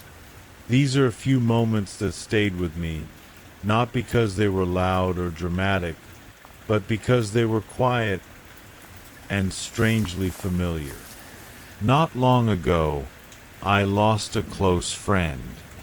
We had known each other for more than 20 years, long enough that his habits felt woven into my everyday life. He smoked heavily and loved collecting magazines and old books, stacking them in neat, dusty piles. A few weeks after he passed, my home began to carry a faint scent, damp paper, old ink, and the unmistakable smell of cigarette butt soaking in an ashtray after rain. It wasn't overwhelming. It drifted in gently, lingering for a moment before fading away. It happened at different times of day, sometimes when I was alone, sometimes when others were with me. I wasn't the only one who noticed. We'd pause mid-conversation, exchange a glance, and then continue on, as if acknowledging it too directly might disturb something delicate. After about a week, the smell quietly disappeared, leaving behind only the memory of it, like a song that finishes just as you begin to hum along. A while later, I drove several hours to visit my grandmother. Her home has always had a reputation, the kind that families pass down in half-whispered stories. Everyone who has stayed there long enough has seen or heard something they couldn't quite explain. After my mother passed away, the house felt heavier somehow, as if it were holding on to too many echoes at once. My grandmother and I sat together in the living room, sunlight filtering through thin curtains, dust drifting lazily in the air. As she spoke, my eyes wandered down the hallway, and that's when I noticed it. At first, I assumed it was exhaustion from the long drive. Something faint and transparent floated toward us, softly illuminated by the light. It reminded me of a jellyfish, slow and gentle, about the size of a small paint can. I watched it without reacting, telling myself it was nothing at all. But then it changed direction, gliding quietly toward the kitchen, slipping in and out of the doorway as if exploring. That was when my body moved before my thoughts could catch up. I stood and walked outside, leaving my grandmother mid-sentence. She followed me a moment later, concern etched into her face. When I explained what I'd seen, she smiled calmly and told me there was nothing in that house that could hurt me. I replied, perhaps a bit too quickly, that some things don't need to hurt you directly to cause harm. The words felt heavier once they were spoken, hanging between us in the warm air. Eventually, we went back inside. I chose a different chair, one that didn't face the hallway. The rest of the visit passed peacefully, the house settling back into its familiar quiet. About a year earlier, I had visited my grandmother with my young daughter, who was just over 2 at the time. As we were leaving, I asked her if she had enjoyed herself. She smiled and said yes, then added very casually, "But who was the other lady?" I tried to keep my voice steady as I asked her what she meant. She studied my face for a moment, then shook her head and said she didn't want to talk about it. When I pressed gently, she repeated herself, firmer this time. The rest of the drive home was silent, the road humming beneath us until she drifted to sleep in her car seat. That evening, I called my grandmother. We talked for a long time, carefully choosing our words, neither of us wanting to give the moment more weight than it needed. Some things, we decided, are better left unexamined. There was one more experience, quieter than the rest. After a relative passed away last year, I stayed in their home for a few nights, sleeping on the living room couch. The house was still, filled with the gentle sounds of settling wood and distant traffic. On the first night, I felt a light tug at the blankets, as if someone were adjusting them. It happened again and again, slow and patient. Eventually, I stopped paying attention. The pulling faded, and the room returned to its calm silence. I slept peacefully after that. None of these moments felt threatening. They didn't arrive with malice or urgency. They were subtle, fleeting, almost polite. Like reminders that memory and presence don't always leave when we expect them to. As you rest now, let these thoughts drift away like soft mist. Let the quiet settle back into the room. There are many stories like this, gentle and lingering, and the next one will arrive just as softly when you're ready. Growing up, my family never spoke in baby talk. Words were words, spoken plainly, even to children. Maybe that's why I always felt tuned into the world around me, listening closely, noticing details others brushed aside. My daughter was the same way when she was small. Aware, observant, calm in a way that felt older than her years. There was a house in our family that carried a long memory. My grandparents' home. For bedrooms connected by a long hallway that bent at an odd angle, almost like a number that had been half erased. Even during the day, the hallway felt dim, as though the light hesitated before traveling its full length. The air there always seemed thicker, quieter, like it was holding something back. Over the years, many people noticed things in that house. Not all at once, not dramatically, just small moments that didn't quite fit. A sense of being watched. Shadows that moved when they shouldn't. Sounds that suggested someone was nearby, even when you knew you were alone. Once long ago, I saw something that looked less like a figure and more like a shape. It was transparent, almost delicate, like a soap bubble catching light. Inside it, there was structure, faint and shifting, reminding me later of images I'd seen of cells under a microscope. It wasn't round, not exactly. It drifted slowly, without urgency, as though simply moving was enough. That house had a way of revealing itself in layers. Years after my grandmother passed, I returned for her funeral. While standing in the kitchen talking with my sister, I noticed a shadow at the edge of the hallway. It moved in and out of the darkness, and though it was only a silhouette, I could make out pigtails. A child's outline. It never stepped fully into the light. It didn't rush. It simply lingered. I didn't say anything. Some moments feel fragile, like speaking might break them.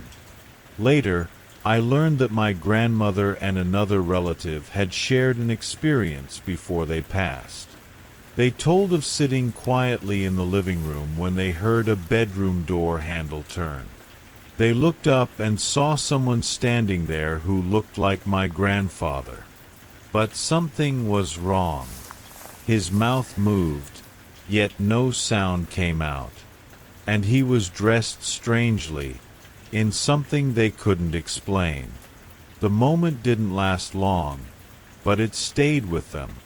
When I returned to the house again years later, another relative had recently passed, and I felt uneasy before even stepping inside. I tried to prepare myself, reminding myself that fear often comes from memory. That night, I slept in the living room. The house was still, except for the gentle settling sounds old homes make. At one point, I felt the faintest pull at the bedding, slow and steady. I ignored it, focusing on my breathing. Eventually, the sensation stopped, and the room returned to silence. As a child, though, the house had been much harder to ignore. Once, when I was alone there during the day, I kept all the doors open and sat close to an exit, television murmuring softly. From the back bedrooms, I heard footsteps. They started slow, then faster, as if someone was running toward me. I didn't turn around. I ran out of the house, down the steps to the street, heart pounding. When I looked back, I saw a shadow moving inside the living room. Just as it reached the window, my grandparents arrived home in separate cars, their presence snapping the moment apart like a thread pulled too tight. That wasn't the last time I felt unsettled there. One night, decades ago, something paced around the bed where I was trying to sleep. Back and forth. Patient. Persistent. Eventually, I moved to the couch in the living room. Another night, I woke suddenly with the feeling that something was very close. All I could see were eyes, hovering in the darkness. I stared back, my mind trying to decide whether I was awake. When I realized I was, I jumped up so fast I nearly fell over myself. Despite everything, my grandmother spoke about the house calmly, almost fondly. She used to tell me stories during our phone calls, what she called her ghost gossip. She said she sometimes saw her daughters there, as children, moving through the house. Once, she described seeing them walking together outside with another figure. They paused, one of them pointing toward the house, then continued on without looking at her. Even neighbors noticed things when no one was home. Movements, shapes, moments that didn't belong to anyone living. Over time, the activity seemed to quiet. My uncle later said it wasn't as frequent anymore. His wife mentioned only a mild feeling of being watched now and then. Even so, my father refused to enter the house. He'd seen too much in his life already, and this place asked more questions than he wanted to answer. I've seen things elsewhere, too. Once, I saw someone who looked exactly like a person I loved, years after she was gone. Sitting quietly, wearing white, not looking at me, and then gone. Another time, in a restaurant, a woman smiled at me as she walked past. For a moment, I felt that unmistakable pull of recognition. She looked like my mother. No one else reacted. I finished my meal and left, carrying the feeling with me. These moments don't feel threatening anymore. They feel reflective, like memories stepping briefly into view, then fading again. They don't demand attention. They don't chase. They simply remind. As you rest now, let this story settle softly around you, like a house at night, holding its silence gently. There are many places like this, and many stories still waiting. And when you're ready, the next one will drift in just as quietly. Some moments don't arrive with noise or drama. They come quietly, leaving a small mark behind. And years later, they still sit with you, unanswered, unchanged. This is one of those moments. I've always been a skeptical person. Even as a teenager, I preferred explanations rooted in logic, things you could point to and prove. I didn't grow up chasing ghost stories or believing in anything unseen. If something strange happened, I assumed there was a reason. I just hadn't found it yet. When I was 15, my parents and I moved into a new house far out in the countryside. It stood alone, surrounded by open land and long stretches of quiet road. At night, the darkness there felt heavier than it did in town, like the sky pressed closer to the ground. Before we moved in, my parents had brand new carpet installed throughout the house. It smelled clean and new, that sharp, unfamiliar scent that takes a while to fade. The first 2 nights passed without anything unusual. Boxes still lined the walls, and our footsteps were the only marks in the carpet. Every room felt empty, untouched, waiting to be filled with normal life sounds. Doors opening, lights clicking on and off, quiet conversations drifting down the hallway.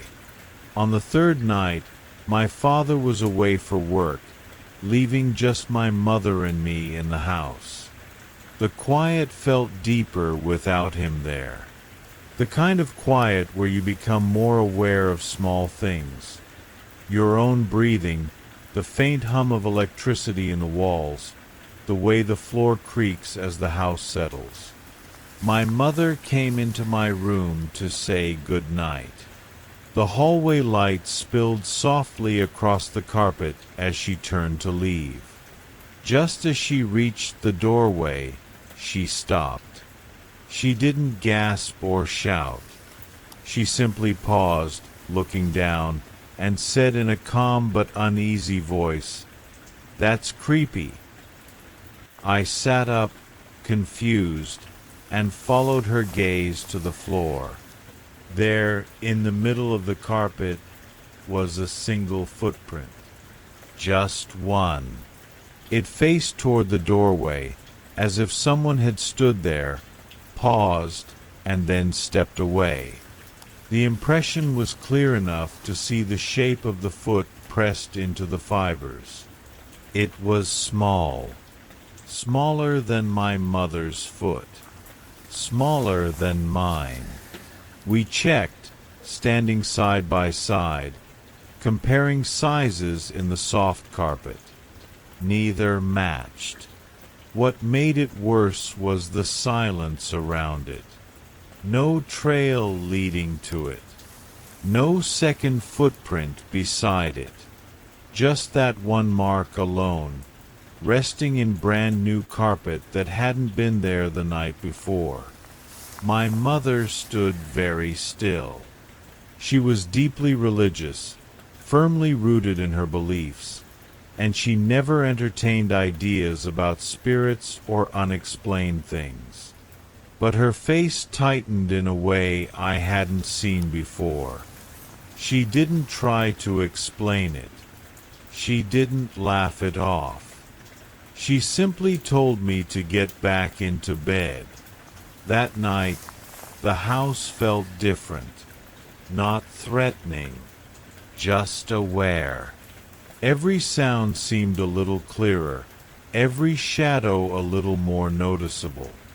I lay awake listening to the wind outside, the faint rustle of trees in the distance, wondering how something so small could feel so heavy in my thoughts. By morning, the footprint was gone. The carpet fibers stood up evenly again, as if nothing had ever pressed them down. Life continued. We unpacked. We settled in. No other strange things happened in that house. But the memory stayed. Even now, more than a decade later, when I bring it up, my mother refuses to talk about it. She changes the subject or leaves the room. It's the only time I've ever seen her avoid a conversation like that. I still don't know where that footprint came from, who it belonged to, or why it appeared only once, just long enough to be seen. And as you rest now, letting the quiet settle around you, remember this. Not all mysteries want to scare us. Some simply want to be noticed, and then left alone. And as this story fades, another waits softly behind it, ready to drift in when you're ready to listen. January has a way of pretending to be honest. It smiles softly, promising fresh starts and clean intentions, while quietly asking for more than it should. I learned that lesson during the quietest hours of the night, when a gym should be empty and harmless. That's when the lies began to breathe. I've worked as a personal trainer for years, long enough to recognize patterns in people. Every January brings the same wave. New shoes, new bottles, new hopes carefully balanced on fragile willpower. They arrive tired from celebration, hungry for change, convinced that suffering can be rushed. I used to find it endearing. Eventually, it became exhausting.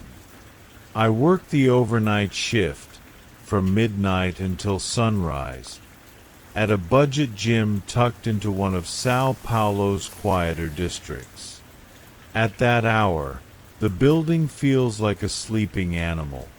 Humming machines, dim lights, shadows stretched long across rubber floors. The air always smells faintly of disinfectant and metal, and the music hums low enough to feel more like a vibration than a sound. Most nights pass peacefully. A few insomniacs. A doctor on break. Someone running from thoughts they don't want to face alone. I watch. I clean. I wait for morning. But that January felt thinner, as if the air itself had been stretched too tight. It began with a familiar face. Mariana had trained with me for months. She was kind, consistent, realistic about her goals.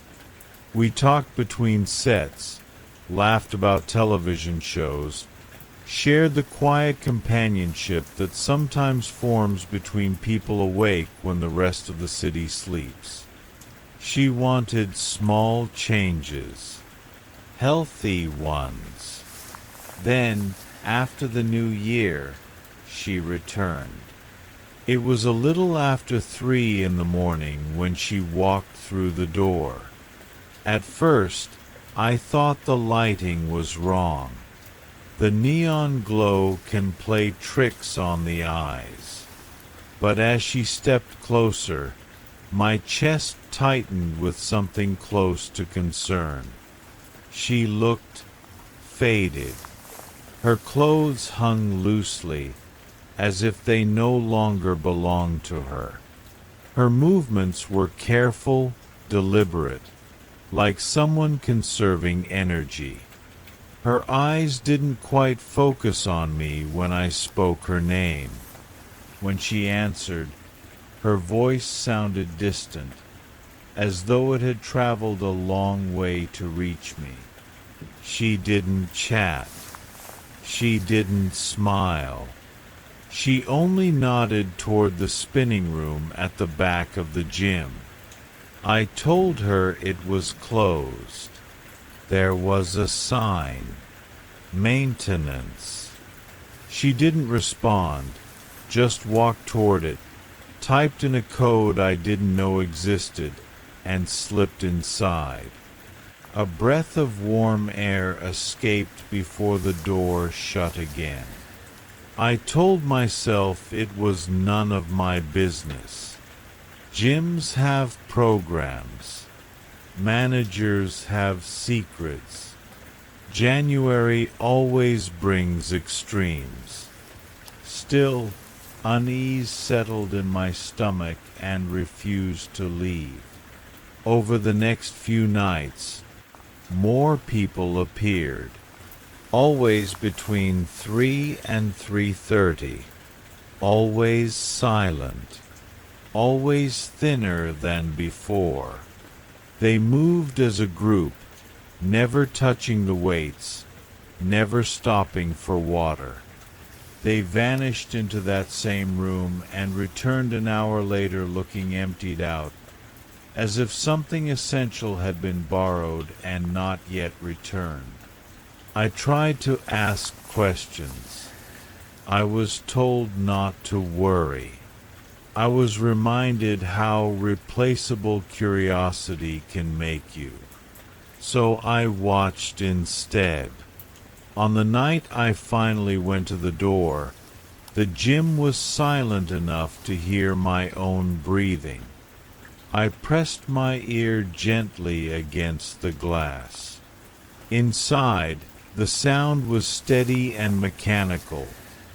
Movement without rhythm, effort without encouragement. No music. No voices raised in motivation. Just endurance stretched far past comfort. I opened the door. The warmth inside was overwhelming, wrapping around me like a heavy blanket. The lighting was low and red, soft enough to blur edges and hide details. The air felt thick, difficult to draw in slowly. The bikes were occupied, every one of them, their riders moving in perfect, enforced unison. Mariana was there. She looked at me, not with fear, not with panic, but with something quieter. Relief. As if being seen mattered more than being saved. I understood then that this wasn't training. It was control. A system built on urgency and silence, fueled by promises whispered just loud enough to drown out doubt. I didn't stay long. I couldn't. My head spun, my thoughts drifting as if the room itself was trying to lull me into stillness. I stumbled back into the cooler air of the gym floor and didn't look behind me. I reported what I could. I left. I never worked another overnight shift. Weeks later, the gym closed for renovations. There were rumors. There always are. People moved on, as people do. Summer arrived. Bodies changed. No one asked too many questions. Sometimes, late at night, I still think of Mariana. I hope she found rest. I hope she found kindness again. I hope January loosened its grip. The calendar keeps turning. The lights dim. And somewhere, another quiet room hums patiently, waiting for the next story to begin. Some stories don't begin with a scream. They begin with a whisper, the kind that drifts through quiet rooms long after the lights are off, and lingers just enough to follow you into sleep. This is one of those stories. I first noticed it during a season of stillness. The house was always quiet then. Too quiet, the kind of silence that hums softly in your ears if you listen long enough. Outside, the wind brushed against the windows like a patient visitor, and the walls creaked gently as if breathing in their sleep. It was the sort of place where thoughts felt louder than footsteps, and loneliness settled in like dust. Mary lived there, moving slowly through her days. She was gentle, observant, and often lost in her own head. There was a calmness about her that made everything else feel slower, like time itself had learned to tiptoe. And wherever she went, it followed. At first, it seemed harmless, a small presence, quiet and watchful. It never startled her, never rushed. It simply stayed nearby, drifting from room to room as though tied to her by an invisible thread. When she paused, it paused. When she moved, it followed, soft and patient. She told herself it was nothing, just imagination filling the empty spaces. After all, the house had a way of amplifying small things. The ticking clock, the sigh of the floorboards, the faint echo of her own breathing. Still, there were moments when she felt observed, not in a threatening way, more like something listening very closely. At night, the feeling deepened. When the lights were out and the world narrowed to shadows and soft shapes, Mary would lie awake, staring at the ceiling. That was when she heard it, not footsteps, not movement, but breath. Slow, steady, thoughtful, as if something nearby was considering her. Sometimes it felt like the sound came from inside her own head, a whisper barely formed, persistent, familiar. It spoke without words, pressing gentle ideas into the corners of her mind. It wasn't loud. It wasn't angry. It was simply there. During the day, she would catch it waiting to be wide doorways, near the foot of the stairs, quietly settled at the edge of her awareness. And some mornings, when she woke too quickly, she could swear it had been closer than before, just out of sight, just out of reach. The house never reacted, no doors slammed. No lights flickered. Everything remained calm, unchanged, as if this presence had always belonged there. And over time, Mary stopped questioning it. Its closeness felt oddly reassuring, like a shadow that never left her side. On the final night, the air felt heavier than usual. The room was warm, still, wrapped in a deep, peaceful silence. As Mary lay in bed, she became aware of a new sensation, something subtle shifting beneath her breathing. Not pain, not fear, just warmth, spreading slowly, curling inward. She listened, and realized the breathing wasn't beside her anymore. It was beneath her skin. The whisper returned, softer now, no longer distant. It didn't need to push its thoughts into her mind. It was already there, settling comfortably, like it had found its home. A tiny voice, calm and certain, spoke gently from somewhere deep within. "I'm here with you." Mary didn't resist. She smiled, slowly, peacefully, as though a missing piece had finally slipped into place. Her reflection in the darkened room looked different somehow. Still, complete, no longer alone. Whatever had followed her all this time had never meant to leave. It had only been waiting. Because Mary did have a little lamb. Quiet, faithful, unwavering. And now it stayed with her always, wrapped around her like a second skin.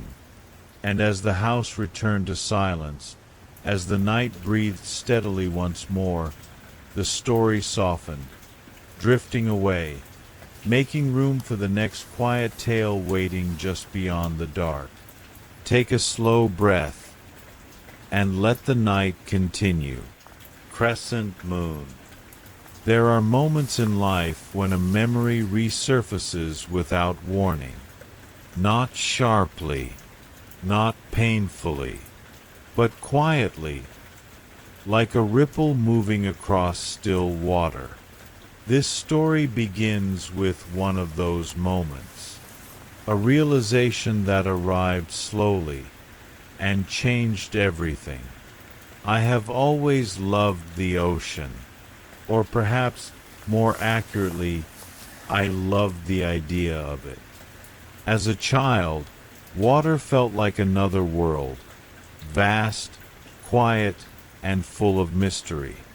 Even after a near drowning at a young age left me frightened of submerging myself, my fascination never faded. Instead, it shifted. I turned to stories, images, games, anything that allowed me to visit the sea without touching it. Mermaids became my sanctuary, beautiful beings who belonged where I did not, creatures who breathed easily where I struggled. My fear of water was treated as something to fix, something inconvenient. But my imagination, my longing, was quietly encouraged. Fake oceans were safe oceans, after all. And so, I grew up between two worlds. One dry and heavy, the other blue and endless. When my brother disappeared after a diving accident with our father, the ocean took on a new weight. The adults called it an accident, a tragedy, something no one wanted to discuss for too long. But silence can be louder than truth. Our home filled with quiet rituals and strange comforts. Grief lingered in the air like humidity before a storm. I learned early that some questions were better left unasked. Still, the sea never left me. Years later, my father invited me to his beach house. He said he had something to show me, something I would love. The house itself felt unreal, built into the cliffside, glowing softly with blue light. Water everywhere. Glass walls filled with swimming shapes. The gentle hum of filtration systems echoed like distant waves. It was beautiful, too beautiful. And beneath it all, something felt wrong. The basement held the centerpiece. A large tank. Still. Quiet. Inside, two figures drifted gracefully through the water, human in shape, yet unmistakably altered. Their movements were slow, practiced, their eyes alert. I remember feeling wonder first, then confusion, then a creeping unease I couldn't explain. My father spoke excitedly, calling them discoveries, marvels of science. He said they were rare, special, but when I looked closer, I saw hesitation in their movements, recognition, fear. One of them, dark-haired, solemn, watched me carefully, not with curiosity, but with warning. Over time, I noticed things I had once ignored. How the tank was always sealed. How food was carefully controlled. How voices were never heard. How they reacted not with joy, but desperation. And eventually, the truth revealed itself, not all at once, but piece by piece, like fragments washing ashore after a storm. They were not creatures of myth. They were people, changed, trapped, silenced. I didn't stay long after that. Some discoveries cannot be unseen. Some truths demand distance before they demand action. I left the house shaking, the ocean roaring below me, no longer beautiful, only vast and indifferent. I thought I had escaped, but the body remembers things the mind tries to forget. Breathing became difficult. Air felt thin. Water felt comforting. When I finally noticed the changes, subtle at first, then undeniable, I understood something else. This was never just fascination, never just fear. It was inheritance. I am safe now. I am not alone. And I am no longer silent. The sea has taken many things from my family, but it has not taken my voice. As the night settles and the waves continue their endless rhythm, I hold on to one truth. Some monsters hide in the light. Some myths are built from cruelty. And some stories are still waiting to be finished. But for now, rest easy. The water is calm tonight, and this story drifts gently onward into the next. Water wave sparkles. Some nights don't arrive loudly. They slip in gently, like a held breath. And sometimes the quiet moments we expect to be ordinary are the ones that linger the longest afterward. This was one of those nights. When the Bennetts asked me to watch their son, the request felt strangely unfinished.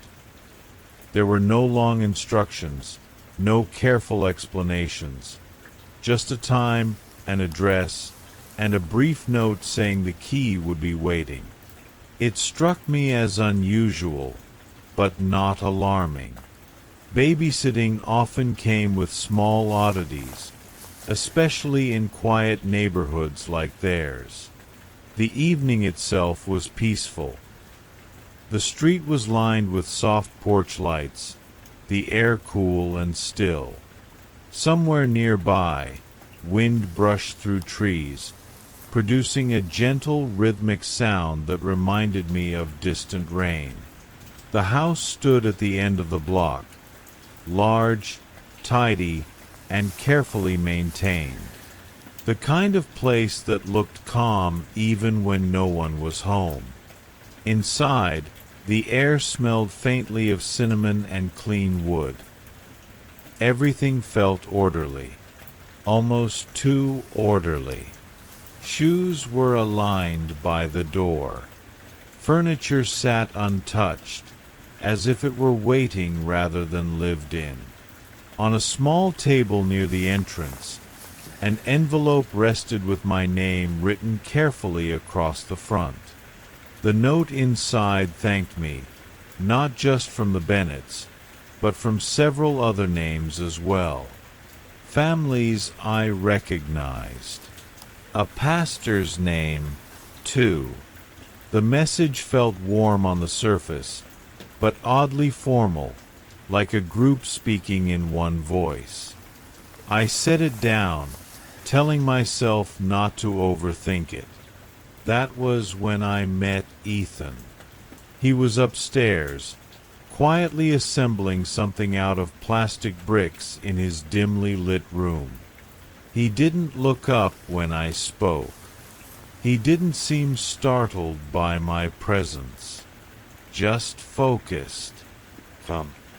Thoughtful in a way that felt older than his years. When I asked what he was building, he answered without hesitation. "A place to stay," he said, "until I don't feel scared anymore." There was no urgency in his voice, just honesty.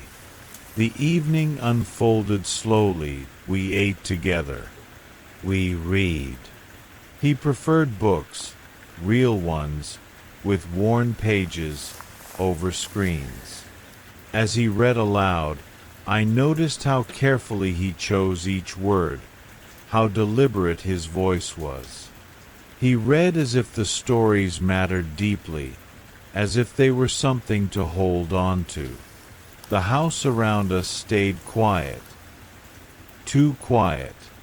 Every hallway felt longer than it should have. Every closed door felt intentional. One door, in particular, remained locked. Ethan mentioned it only once, explaining that adults met there sometimes, that he wasn't allowed inside.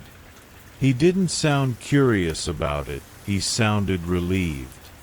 Later, as he finished reading, he spoke softly, almost absent-mindedly, about being different, about how grown-ups sometimes misunderstood that.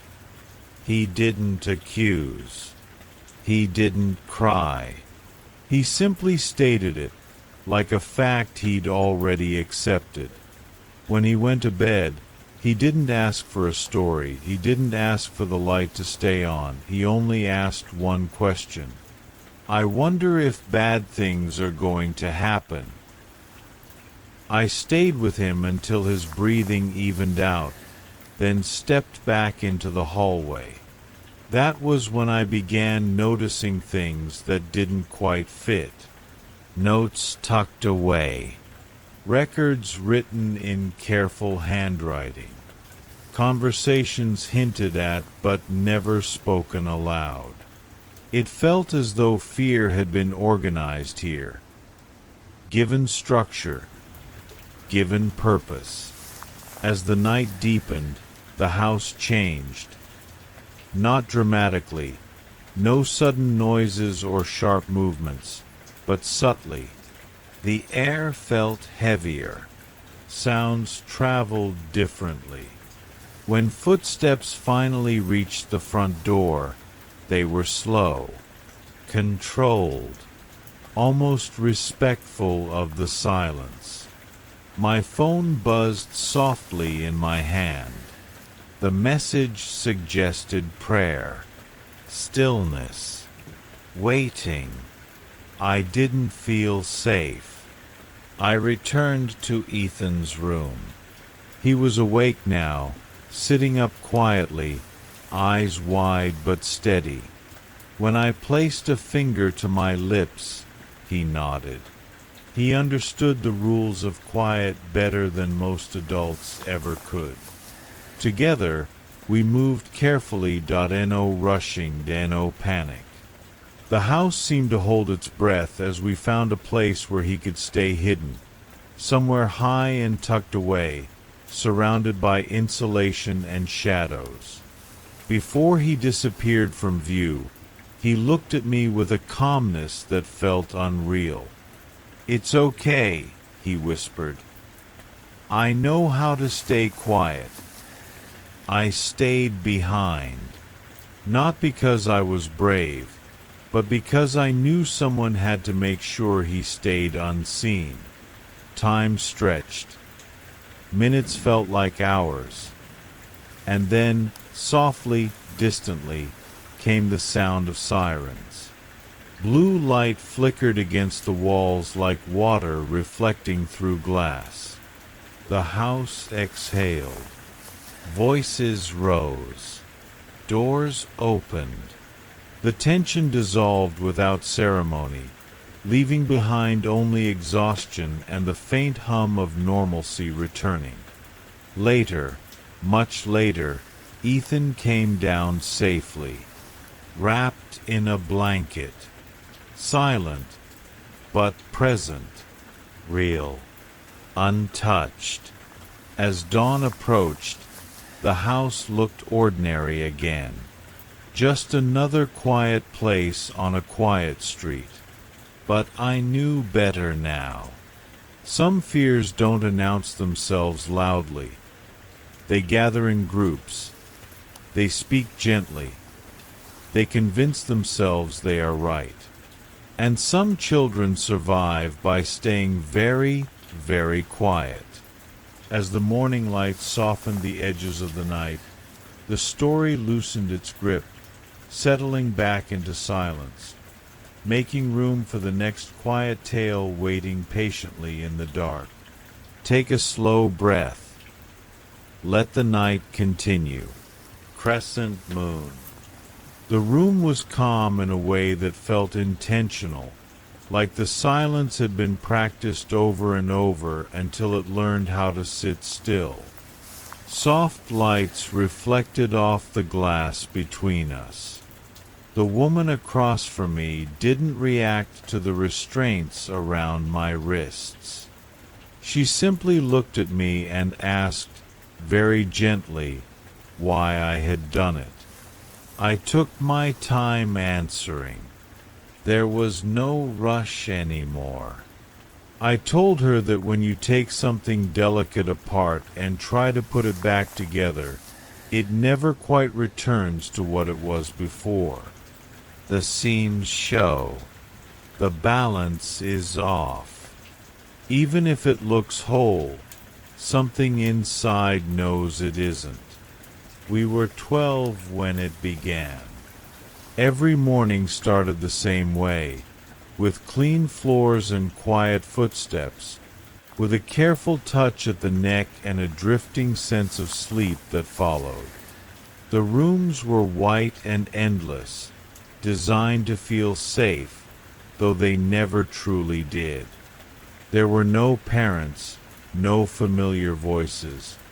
Just professionals who spoke softly and assured us that everything happening was normal, temporary, explainable.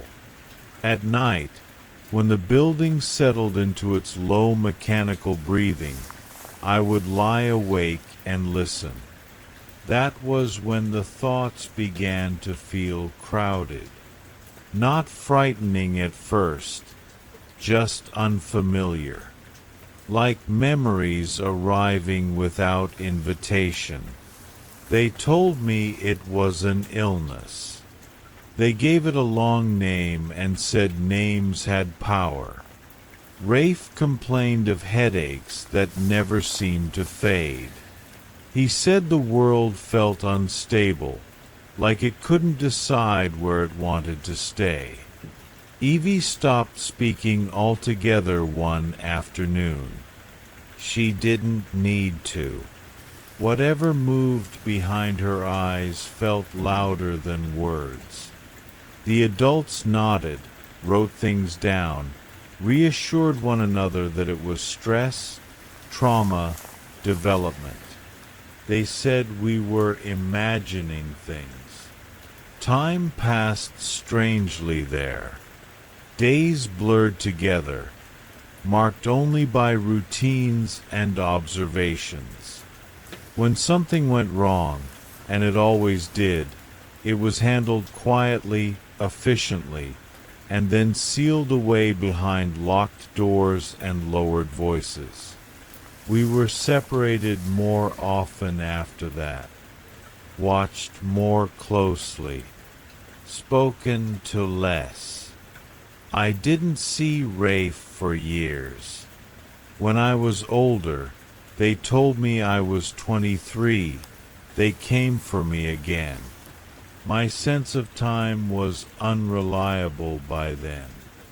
I remember my hair being longer, my hands trembling, my body reacting to memories it couldn't quite place. They said I was needed, that I had a purpose now. We were reunited briefly, the three of us, though none of us were really the same. Evie communicated without speaking. Rafe barely acknowledged the world around him. We were introduced as a team, assigned tasks, guided carefully like fragile instruments. They said we were helping, that everything we did mattered. But I could still feel those white rooms beneath everything. The same quiet control, the same careful distance. The woman behind the glass interrupted my thoughts with a sigh, telling me she didn't need my whole history. She just wanted an answer. Why had I stopped cooperating? Why had everything unraveled? I looked at her and smiled, not unkindly, because after everything they did to us, after all the careful adjustments, the experiments, the silence, they still expected us to behave like adults, to understand restraint, to know where the lines were. But we learned who we were when we were children, and no one ever showed us a different way to be.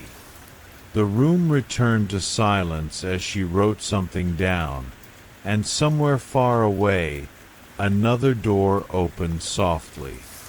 Another quiet story waiting its turn to be told. Sometimes the quiet arrives before the sound does. Sometimes the world inhales, and a sensitive ear hears the breath before the moment happens. I didn't know that at the time. I only knew my son was listening to something the rest of US couldn't hear yet. The doctors were careful with their words. They always are when something is new and uncertain. They explained that Danny's cochlear implant, an experimental model with a neural link processor, needed time to settle. Signals might arrive late, they said. His reactions could drift a few seconds behind reality, like a voice echoing down a long hallway. They smiled gently and told me not to worry. They didn't consider the possibility that the echo might come first. Danny had always been special in quiet ways. Even before the implant, when the world reached him mostly through vibration and touch, he could reproduce sounds with astonishing accuracy. Therapists called it perfect pitch mimicry. I just called it Danny being Danny, soft-spoken, observant, tuned to details other people missed. After the surgery, our home filled with cautious hope. The kitchen hummed softly. The refrigerator clicked on and off. The old pipes whispered through the walls at night. Danny listened to everything with the careful seriousness of someone learning a new language. That's when it began to feel strange. One afternoon, we sat at the kitchen table, sunlight drifting lazily across the floor. Danny was coloring a dinosaur, his small hand moving steadily. Without warning, he paused. His head tilted slightly, eyes lifting toward the ceiling. He made a sound under his breath. A dull thump, followed by a gentle scrape. I smiled, not thinking much of it. Children imitate things all the time. I asked him what he heard, and he pointed upward, calm and certain. A couple of minutes passed. The oven clock blinked quietly. Then, from above us, came the exact same sound, our upstairs neighbor shifting a chair across her floor. That was the first moment the room felt colder. We noticed it more after that. Danny would hum the refrigerator's low whir, and soon after, it would start.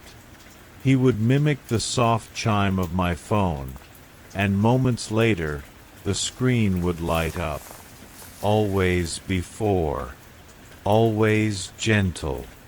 Always precise. I told myself it was coincidence. Or maybe my mind was searching for patterns, because that's what parents do when they're afraid. Night came early that evening, settling over the house like a blanket. Rain tapped faintly against the windows. The living room lamp cast a warm circle of light while the rest of the house rested in shadow. I read quietly while Danny built small towers from his bricks on the rug. Then he stopped. The room felt still in a way I hadn't noticed before, as if even the air was waiting. Danny's shoulders lifted slightly. He dropped the brick in his hand. He made a sound I had never heard him make. It was sharp, sudden, followed by something heavy meeting the ground. Not loud, just final. Then nothing at all. Danny's face tightened. His mouth opened again, and another sound came out, but this one didn't belong to him. It was a voice I knew too well. Strained, panicked, broken with fear. It took me a moment to realize it was my own. I didn't move. My hands shook around the edges of my book. I whispered his name, but he didn't look at me. His eyes were fixed on the front door, wide and unblinking. Then he began to mimic another sound, faint at first. A distant wail, rising slowly, rhythmically. The sound of urgency moving closer. I glanced at the clock. Seconds slipped past too quickly. My heart began to pound, not loudly, but insistently, like it was trying to tell me something important before time ran out. I stood, every movement slow and careful, as if sudden motion might shatter whatever fragile calm remained. I reached for Danny, telling him we needed to leave. Wow. He felt heavy in my arms, not resisting, just distant, as if part of him was listening somewhere else. He looked up at me once more and made one final sound. A familiar mechanical slide. Clean. Deliberate. A sound that belonged somewhere locked away, somewhere safe, somewhere controlled. From the garage came a low hum, not from Danny this time, but from the house itself. The door handle began to turn. Danny pressed his hands over his ears and closed his eyes, his face calm but tired, like someone who didn't want to listen anymore. I pulled him close and stepped back, my thoughts moving slowly, deliberately, as if panic itself had been delayed. Somewhere, The future was arriving. Somewhere, a sound was about to find its echo. But for now, the house was still. And in that stillness, I held my son, breathing quietly, waiting for the moment to pass. As the night prepared to tell the next story. This is one of those stories. The kind that whispers instead of screams. A few years ago, I moved into a small apartment that belonged to a friend of mine. He had recently bought the building and renovated it carefully, replacing old fixtures and smoothing over the years that had settled into the walls. His plan was to sell it, but when no buyer came along, I offered to rent it for a while. It felt like a quiet solution, a temporary pause in both of our lives. At first, everything seemed peaceful. The building was modest, the kind of place where footsteps echoed softly in the hallway and neighbors mostly kept to themselves. I unpacked slowly, enjoying the calm that comes with starting fresh somewhere new. For a brief time, it felt like a safe place to land. It didn't take long before I noticed the woman next door. She was around 45, at least according to what little I knew, but she looked much older. Time seemed to cling to her in a heavy way. Almost every night, long after the rest of the building had settled into sleep, sound drifted through the walls. Christian radio programs played endlessly, voices preaching softly but persistently. Between the broadcasts, I could hear her talking, sometimes calmly, sometimes urgently, as if someone were always listening. The nights stretched on. Sleep became thin and fragmented.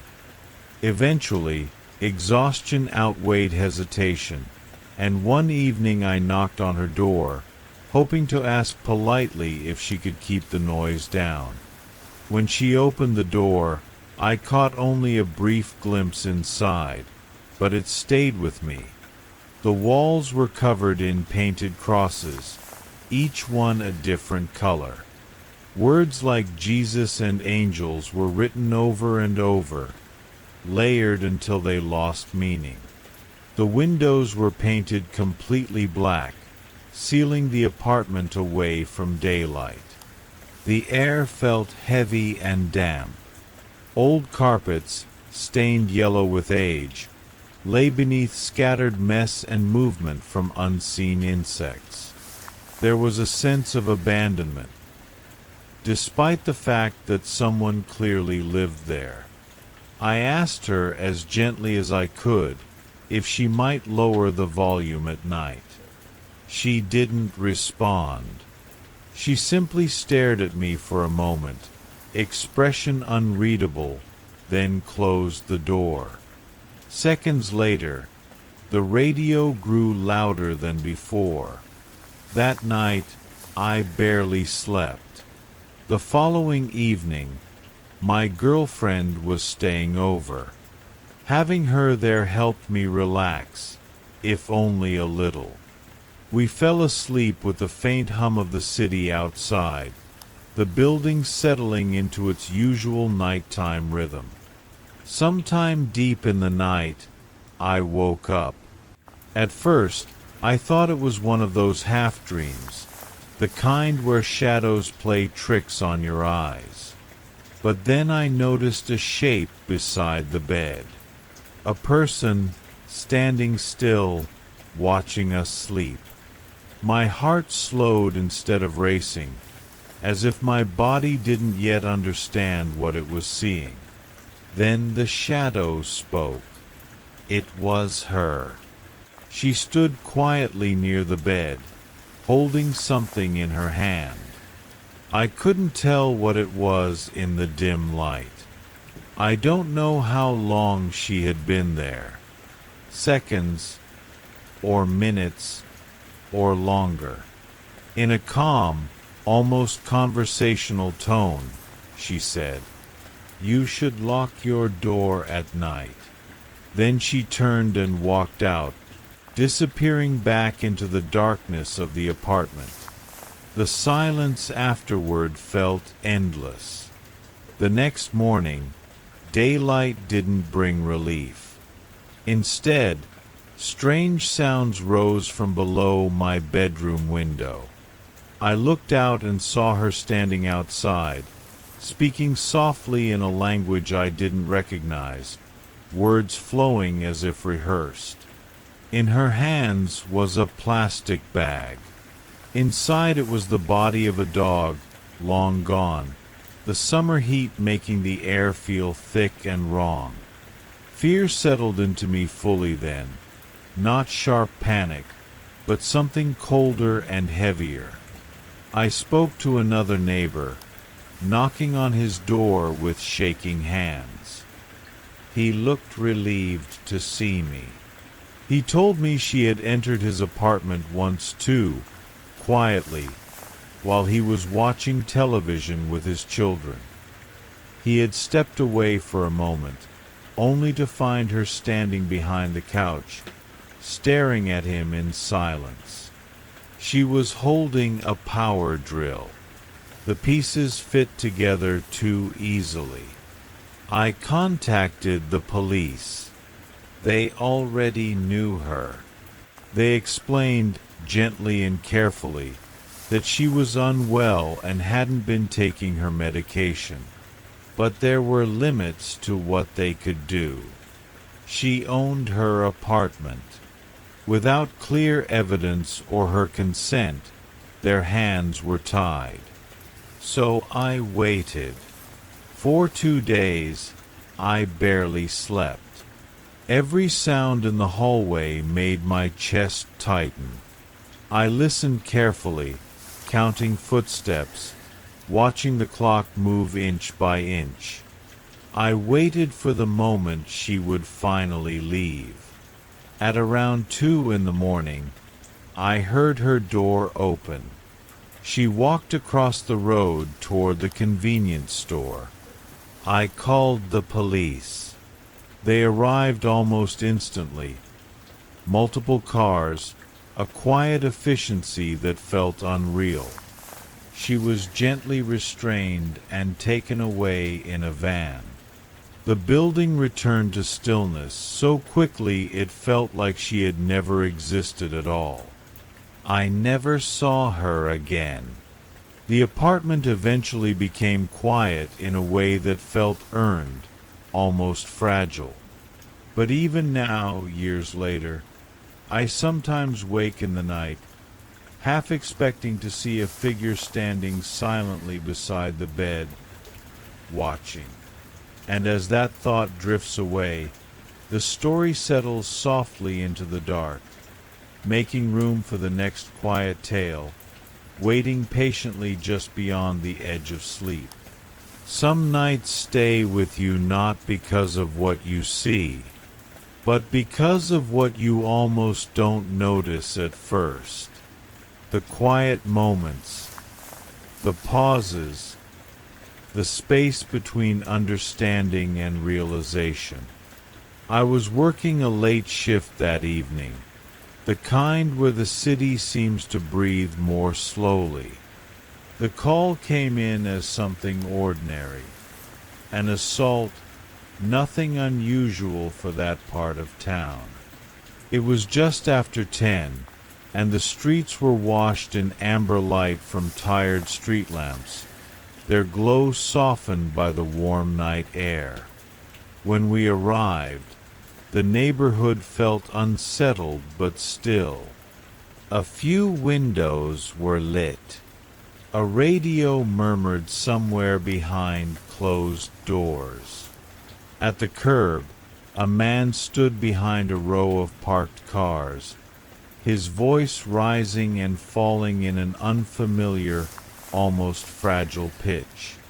Police officers were already there, speaking gently, trying to calm him down. At first, We assumed he was the one who needed help. His distress was obvious, raw, unfiltered. As we maneuvered the gurney around the parked cars, everything felt routine, slow, controlled, professional. And then we saw him. Leaning quietly against a small car at the curb was another man, slouched as though resting after a long day. For just a breath, maybe two, my mind tried to make sense of him as alive. His eyes were open. His face was still. There was a strange stillness that felt almost intentional. Then the realization settled in. He wasn't looking at me. He was looking through me. The calm of the moment was unsettling in a way that words struggle to hold. His injuries told a silent story, one that had already ended before we arrived. There was nothing dramatic about the scene, no movement, no sound, just the quiet truth of what had already happened. Behind us, the man with the trembling voice continued to cry out, asking if his roommate would be okay. His voice cracked and wavered, full of fear and disbelief. We worked anyway, because that's what we do. We moved carefully, gently, knowing even as we acted that the outcome had already chosen itself. The ride to the hospital passed in a blur of soft monitor tones and controlled motion. When the doctor finally confirmed what we already knew, the room grew still again. It felt like the night had exhaled. That's when the officers came to speak with us. They explained that the story had changed. At first, they'd been told the man had stepped outside for a smoke and was found there afterward. But after we left, someone noticed something else, a faint trail leading from the house to the curb. A quiet detail, easily missed, but impossible to ignore once seen. When the police pressed the roommate with this discovery, he didn't answer. He ran. By the time we were hearing this, a specialized team had surrounded the house. The street we just left was no longer calm. It was holding its breath. And that was the moment it truly settled in. The man who had been standing near us. The one crying out. The one asking if his roommate would be okay. He had likely been beside us the entire time. Close enough to hear us breathe. Close enough to watch us work. Close enough to remain unseen in plain sight. That realization didn't arrive loudly. It came quietly, like a cold thought drifting in after the door has already closed. Years later, I still think about that night, not with fear, but with a deep respect for how easily danger can wear the mask of distress. How silence can hold more than noise ever could. And as the city lights faded behind us and the next call waited patiently on the radio, the night carried on, softly, carefully, leading us onward into the next story, still unfolding in the dark. Some houses don't feel empty because they've been forgotten. They feel empty because something stopped mid-motion and never began again. Those are the places where silence lingers a little too carefully. A few friends and I found the house by accident, tucked away where the trees grew thicker and the road slowly lost its confidence.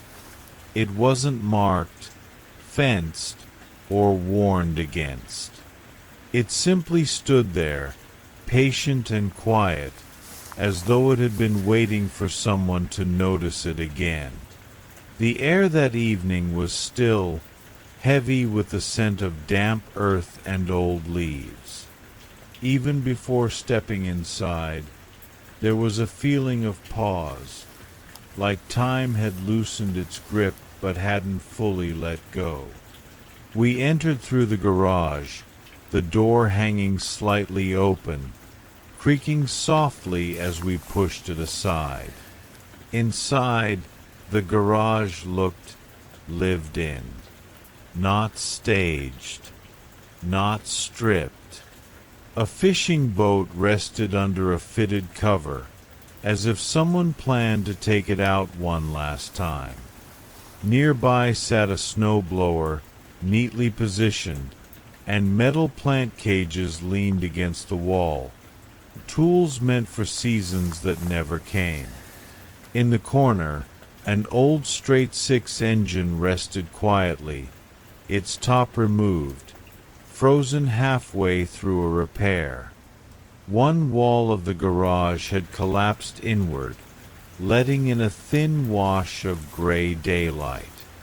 Dust floated lazily through the beams, undisturbed.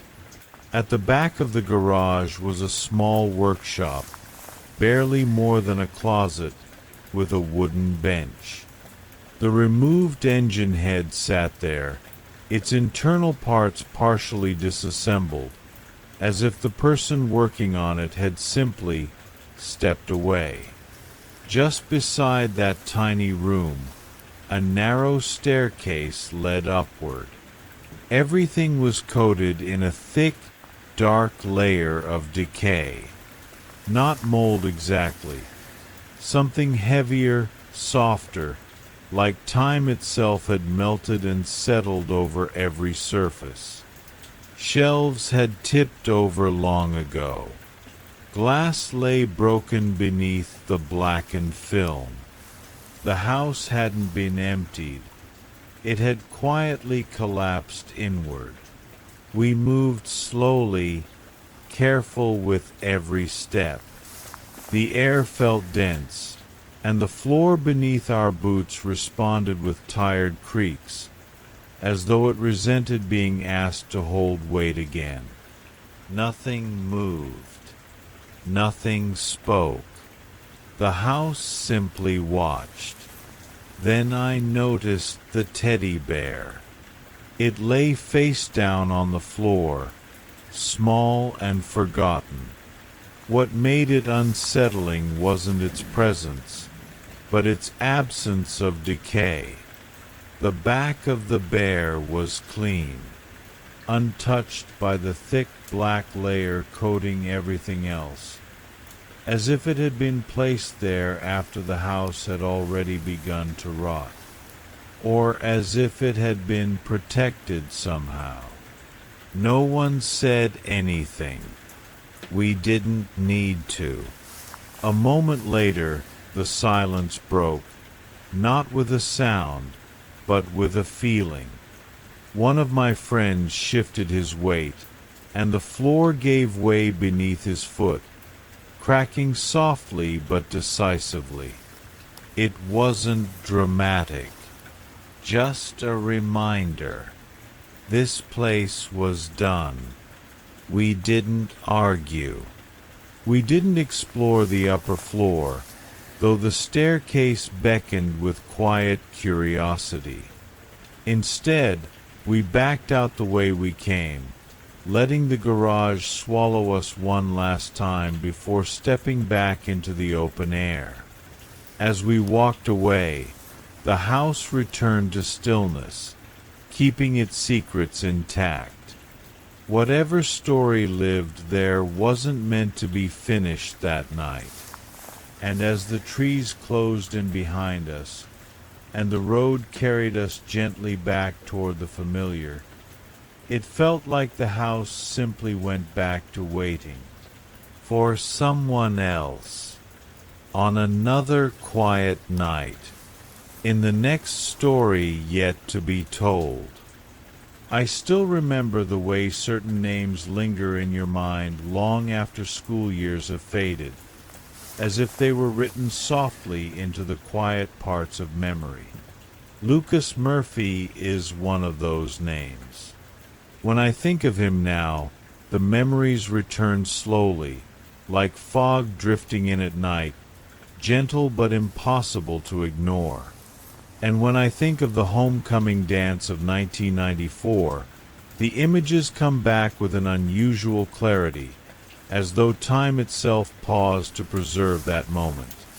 Lucas arrived in our town when we were very young.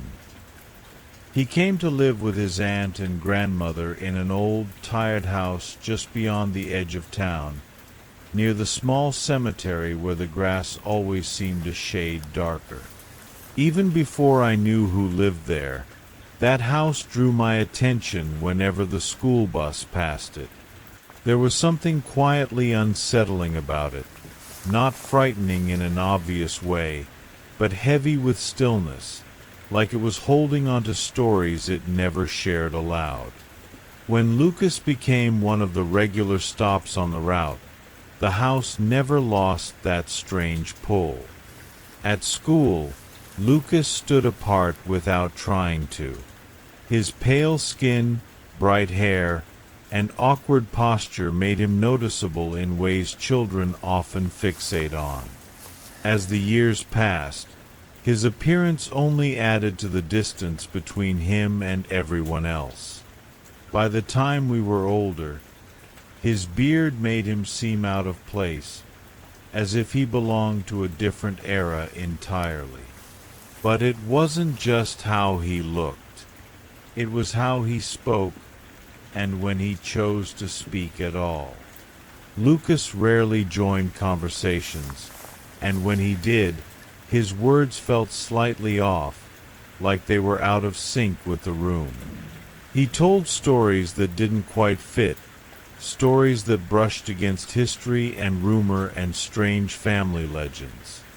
Most of us laughed them off, assuming they were exaggerations meant to get attention.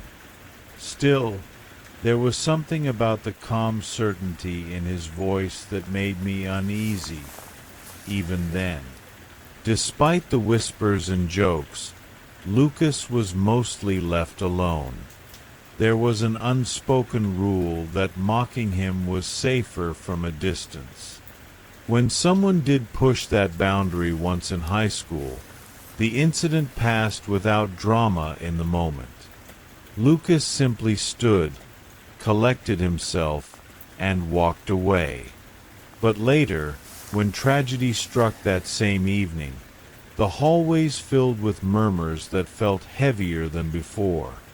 No one said anything directly to Lucas after that.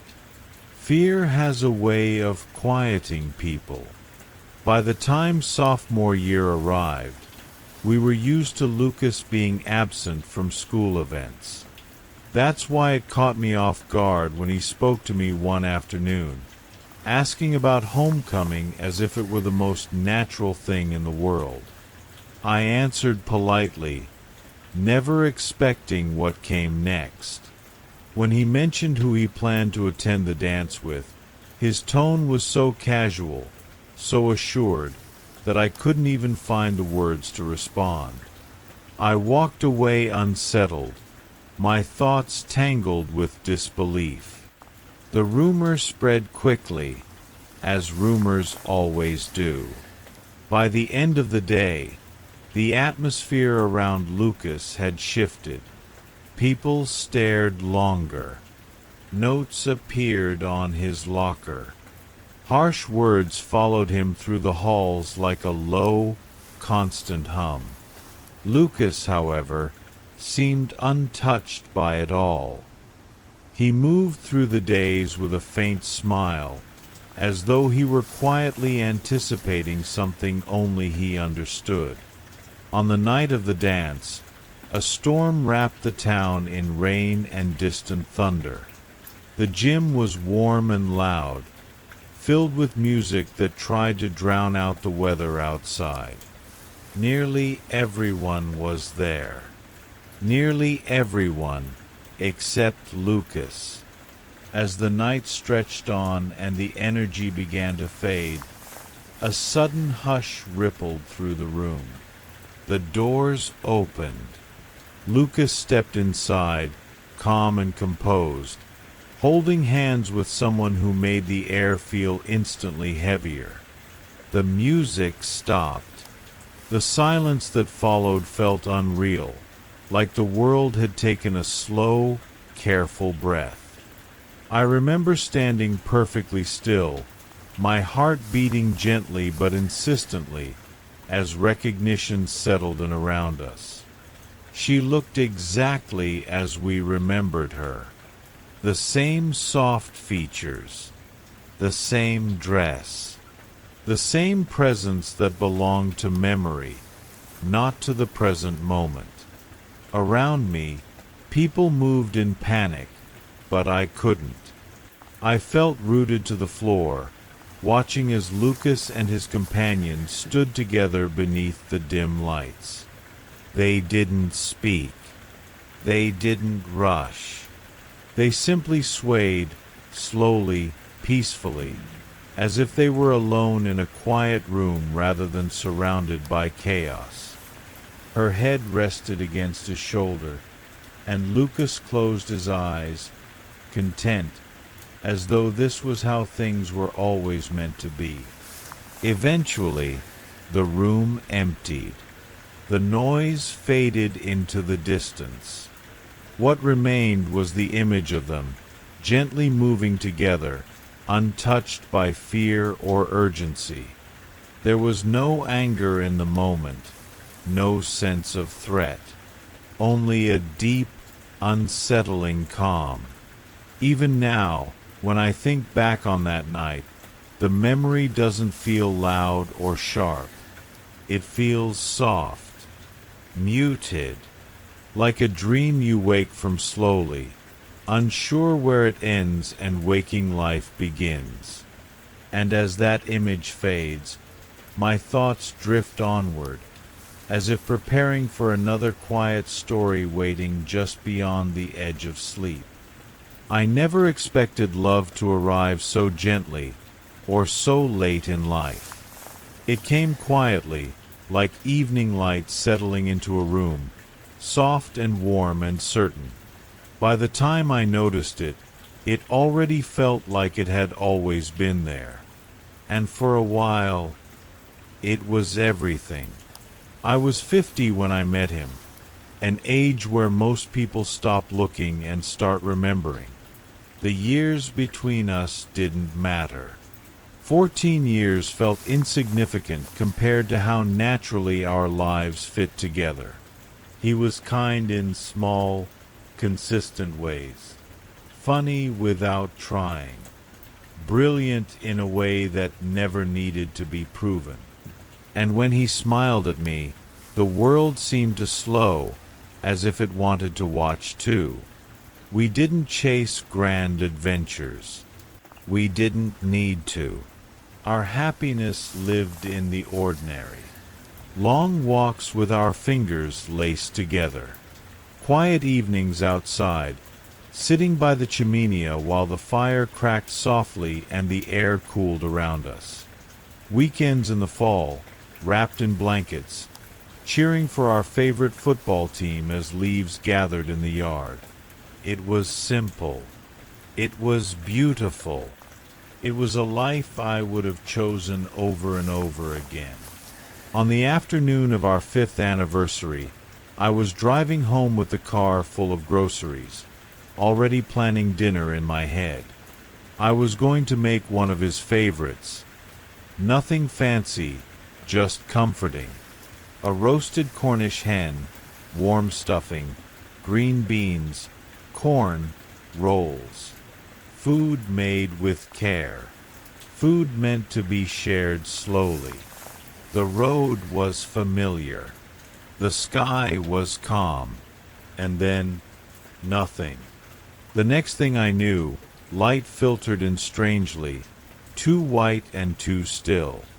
My body felt heavy, disconnected, like I was waking from a dream that refused to loosen its grip.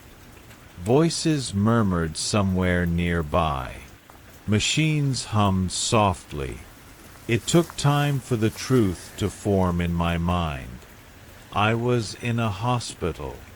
They told me I had been asleep for 3 weeks.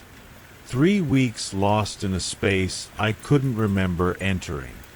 When a nurse came in, her voice was gentle, practiced.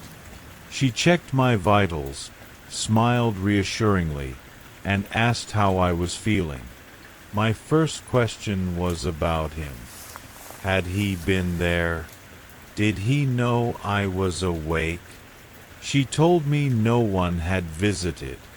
I laughed at first, certain there had been a mistake. Surely someone had contacted him. Surely he would have come. The car was in his name.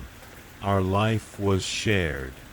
She paused then, her expression changing in a way I didn't yet understand.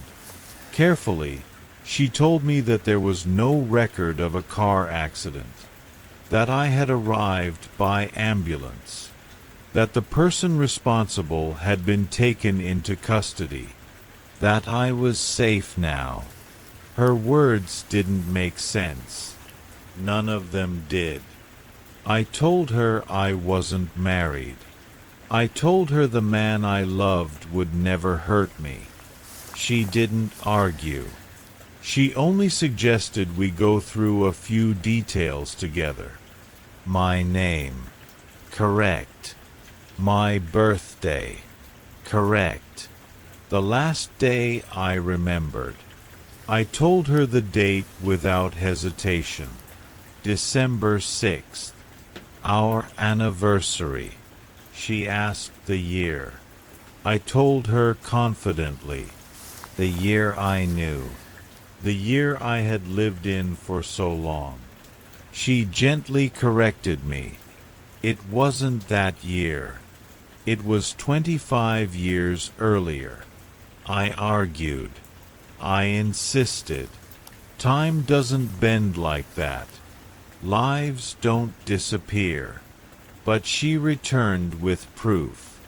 A newspaper. A mirror. The date on the paper felt unreal, like ink arranged into a cruel joke.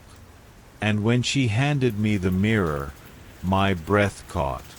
Beneath the healing marks on my face, I saw someone younger than I should have been. Someone I hadn't seen in decades. Memories stirred. Old ones. Painful ones. A life I had once escaped. A man I had left behind through careful planning and quiet courage. A chapter 1 had closed so completely that I believed it was over forever. I told the nurse everything. About the life I remembered. The years I lived. The love I found. The happiness that felt so real it still warmed my chest when I thought of it. She listened without interruption. When I finished, she nodded slowly and told me she had heard of this before. That sometimes, in deep unconsciousness, the mind builds entire worlds. Detailed, vivid, complete. Worlds that feel no less real than this one. Now my body heals in measured steps, but my heart moves more slowly. It grieves for mornings that never existed, for hands I can still feel holding mine, for a man who lives only in memory, but who loved me fully while he was there. I carry that life with me quietly now, like a dream remembered just before sleep. And as the night deepens and the world grows still again, I let the memory rest, gently, making space for whatever story waits next, drifting patiently in the dark.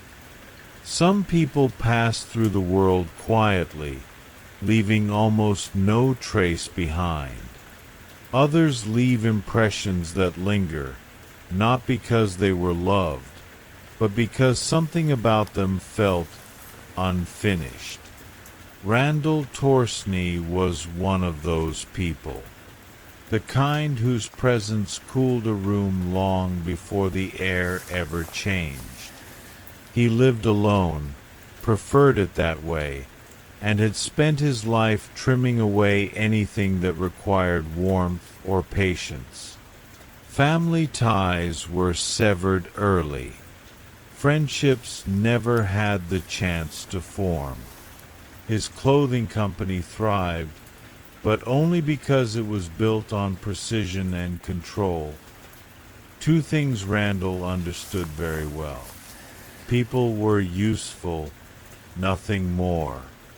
And usefulness, in his mind, always had an expiration date. Late one October, when the evenings grew shorter and the air carried the promise of winter, Randall's body finally demanded his attention. Persistent sickness led to hushed hospital rooms and soft-spoken doctors. The diagnosis came gently, but the meaning was clear. Without a kidney transplant, time would run out. The waiting list was long. His blood type rare. The odds inconvenient. News traveled through the company in whispers, and eventually one voice rose above the rest. Josh Miller. Quiet. Reliable. The sort of man who stayed late without being asked and believed people could change if given enough kindness. His blood type matched. His health was strong, and without much hesitation, he offered what Randall needed. The surgery passed without complication. Machines hummed. Lights dimmed. Two lives rested on opposite sides of the same quiet miracle. Weeks later, both men returned to work, the building resuming its usual rhythm. Randall did not speak his thanks, but a letter appeared, typed, formal, distant. To him, the matter was settled. December arrived softly. Pale mornings. Early darkness. It was during one of those subdued days that Josh was called into Randall's office. The room smelled faintly of wood polish and stale coffee. Outside, the world continued on as normal. Randall spoke calmly, almost bored. Deadlines. Expectations. Performance. Josh tried to explain. His recovery had been slower than expected. Pain lingered. Focus wavered. He asked for time. Time was not something Randall gave. The dismissal was final. Clean. Spoken without anger or raised voice. When Josh pleaded, when his words trembled and his strength faded, Randall simply looked on, unmoved. Compassion, to him, was an inefficiency. Josh left the building quietly. The cold outside felt sharper than it should have. Each step home felt heavier than the last. The pain he'd been ignoring grew louder, deeper, until the world blurred at the edges and the streetlights stretched into pale streaks. He rested against a lamppost, then slowly sank to the ground, the night closing in around him. That evening, A storm rolled through the city. Thunder murmured in the distance. Rain traced thin lines against dark windows. Randall lay awake in his bed when a sudden ache stirred deep within him. It wasn't sharp, just insistent. A reminder. He thought he saw something then. A shape where shadow pooled a little too thick. When lightning flashed, the space was empty again. He told himself it was nothing. Fatigue, stress, the mind playing tricks. But the cold lingered. The next morning felt wrong. The air seemed thin, brittle. Even indoors, Randall could not warm himself. His assistant brought troubling news. Josh had collapsed. He was in critical condition. He would need a transplant of his own. Randall exhaled, relieved, but only for reasons that mattered to him. As the day stretched on, the chill deepened. The office thermostat worked perfectly, according to every measure, yet Randall shivered beneath layers of clothing. And then came the whispers, soft, almost thoughtful, as though spoken from the corners of memory rather than the room itself. Names, questions, quiet accusations that never raised their voice. When he caught glimpses of movement in reflections or mirrors, they vanished the moment he turned. He told no one. Pride sealed his mouth. Fear tightened its grip. That night, with every light burning and every door open, the presence returned. Not violent, not loud, just there, watching, waiting. When Randall finally spoke aloud, offering money, apologies, anything that might make it stop, the cold eased. The pain softened. The silence returned. In the morning, he summoned Josh's wife, wrote a check with a steady hand, offered rehearsed sympathy. She left with tearful thanks. Randall sat alone, exhausted but hopeful. Perhaps this was enough. For a while, it was, until his old habits resurfaced. A careless joke, a cruel remark, the familiar dismissal of suffering that wasn't his own. And with it, the ache returned, deeper this time. The cold followed him into his car as dusk settled over empty roads. The whisper came again, closer now. Not accusing, simply certain. Randall drove faster without noticing. Street lights blurred. His focus narrowed to the mirror, to the space behind him, to the shape that no longer hid. When he finally looked forward, there was no time left to change anything. The night fell quiet after that. In the days that followed, fortune turned gently in the Miller household. A matching donor was found. Surgery succeeded. Josh awoke just before Christmas, weak but smiling. The season returned to them, warm and full. As for Randall Torsney, the world explained his end in simple terms. Stress. a momentary lapse. His name faded quickly, as names like his often do.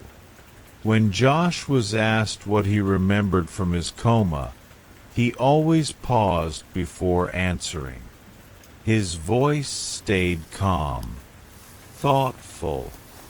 "I was dreaming," he would say, "and someone was finally listening."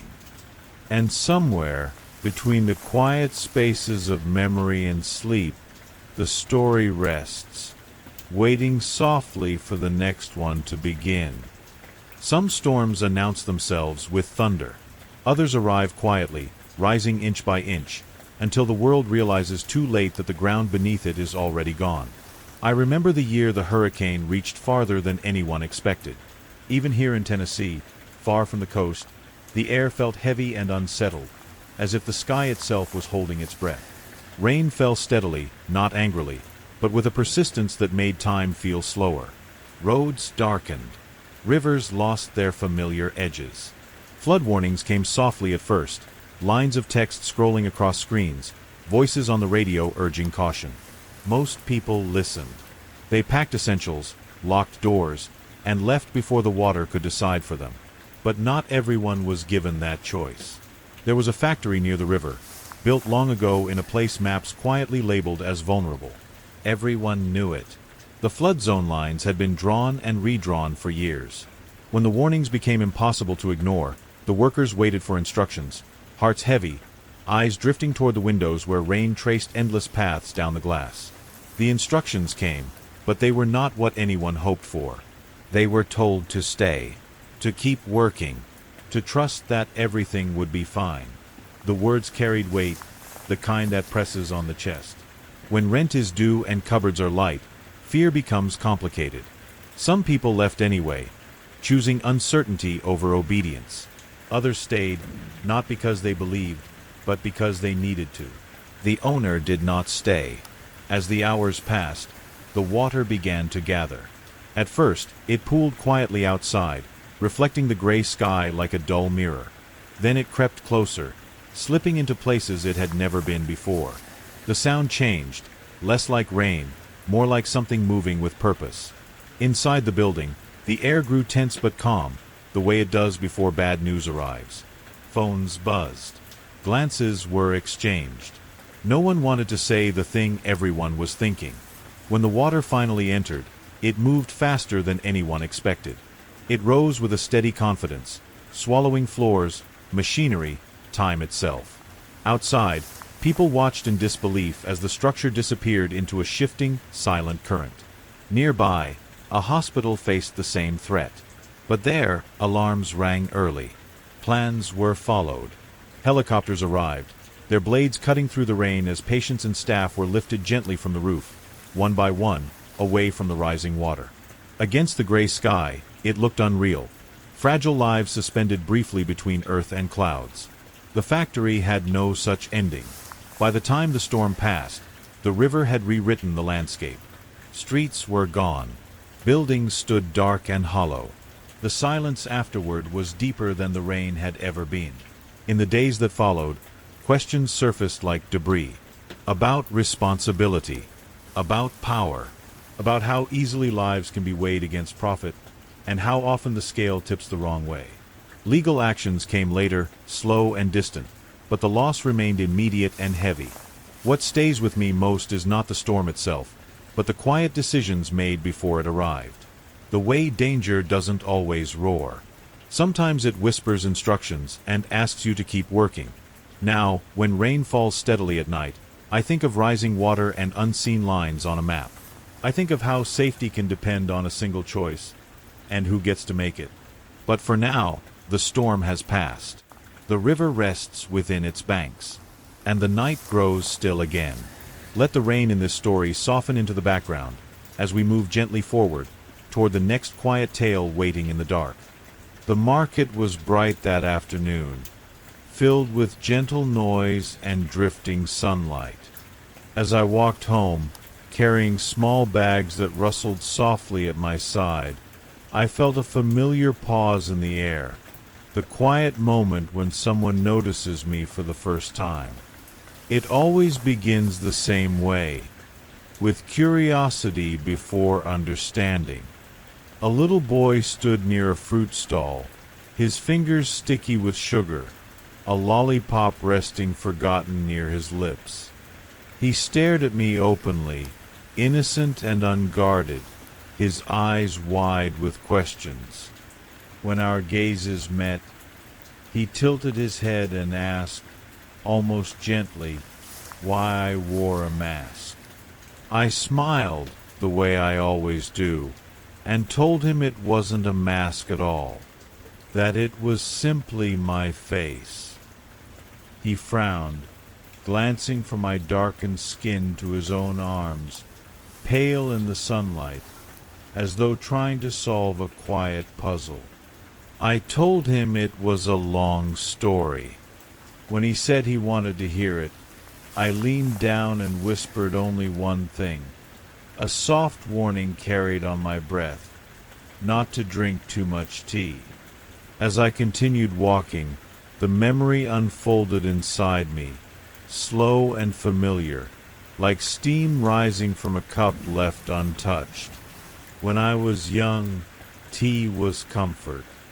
It began harmlessly, just one warm cup in the morning, the aroma curling through the house as my mother moved quietly through the kitchen. Soon there was another cup in the evening, then one after meals, until the rhythm of my days was measured not in hours, but in refills. My mother used to laugh and scold me gently, saying that too much tea would darken my face one day. I never believed her. I only teased her back, telling her that if she didn't want me to drink it, she shouldn't make it so perfect. Even my friends noticed how quickly I drank it, how eagerly I reached for the next cup. They joked that it must already be a part of me. For a long time, everything was fine, until the house grew quieter, until my mother's voice faded from the kitchen, and the warmth she carried with her disappeared from the world. After that, tea became more than a habit. It became a way to remember. I drank when I went out, when I stayed home, when I felt restless or lonely. I carried it with me everywhere, chasing a taste that never quite matched the one I missed. No matter how much I drank, it never felt the same, and every cup brought a quiet ache behind my eyes. My father worried, though his concern came out sharp and loud. He tried to stop me, tried to set rules, but grief has a way of slipping through locked doors. I learned to hide my cups, to drink in secret, to let the warmth settle my nerves even as my body grew heavier and more tired. Sleep became difficult. My thoughts raced in the dark, and the mirror began to show a stranger, a face flushed too often, eyes shadowed by nights without rest. One night, exhaustion finally pulled me under. When I woke, something felt different. Not pain exactly, more like a deep internal warmth, spreading slowly, quietly, as though my body was changing without asking permission. I tried to stand, to call out, but my strength faded, and the room seemed to drift away. By morning, I stood before the mirror, heart steady but heavy. The reflection looking back at me was unfamiliar. My skin had darkened, uneven and mask-like, as though something inside me had finally surfaced. I heard my mother's old words then, not as a warning, but as a whisper from memory. And I understood.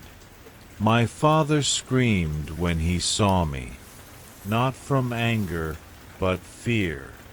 It took time for him to recognize my voice, my eyes, the person beneath the surface. We searched for answers together, sitting in quiet rooms with doctors who spoke in careful terms and distant explanations. They called it chemistry. They called it imbalance. They gave it names that didn't quite fit. Eventually, I learned to let the tea go. The habit loosened its grip, and my body found a fragile peace.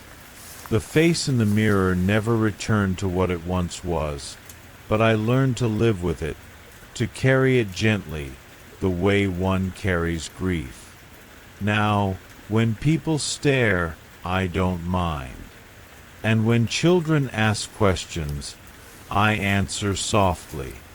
Because some stories aren't meant to frighten, only to rmind us how love, loss, and memory can leave their marks in the quietest ways. And as I walk on, the afternoon settling into evening, my mother's presence lingers with me, warm as steam, gentle as a cup left cooling beside the bed, waiting patiently as this story drifts into the next. The quiet after a loss has its own sound. It settles into the house like dust, soft and heavy, filling every corner where laughter used to live. Even now, when the nights stretch long and still, I sometimes feel as though something is listening, waiting patiently for us to remember.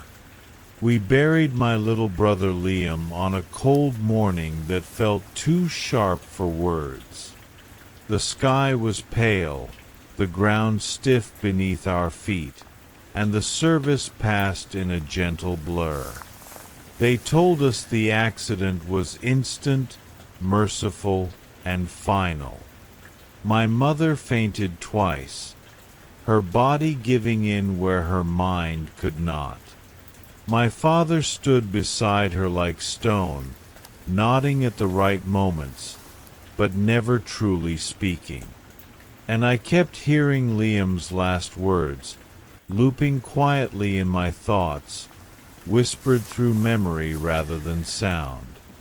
He had looked frightened that day. He had said, very softly, not to let them take him. At the time, I believed he was talking about the sirens, the strangers, the sudden chaos. Now, I am no longer certain. 2 nights after the funeral, the house was asleep, or at least pretending to be.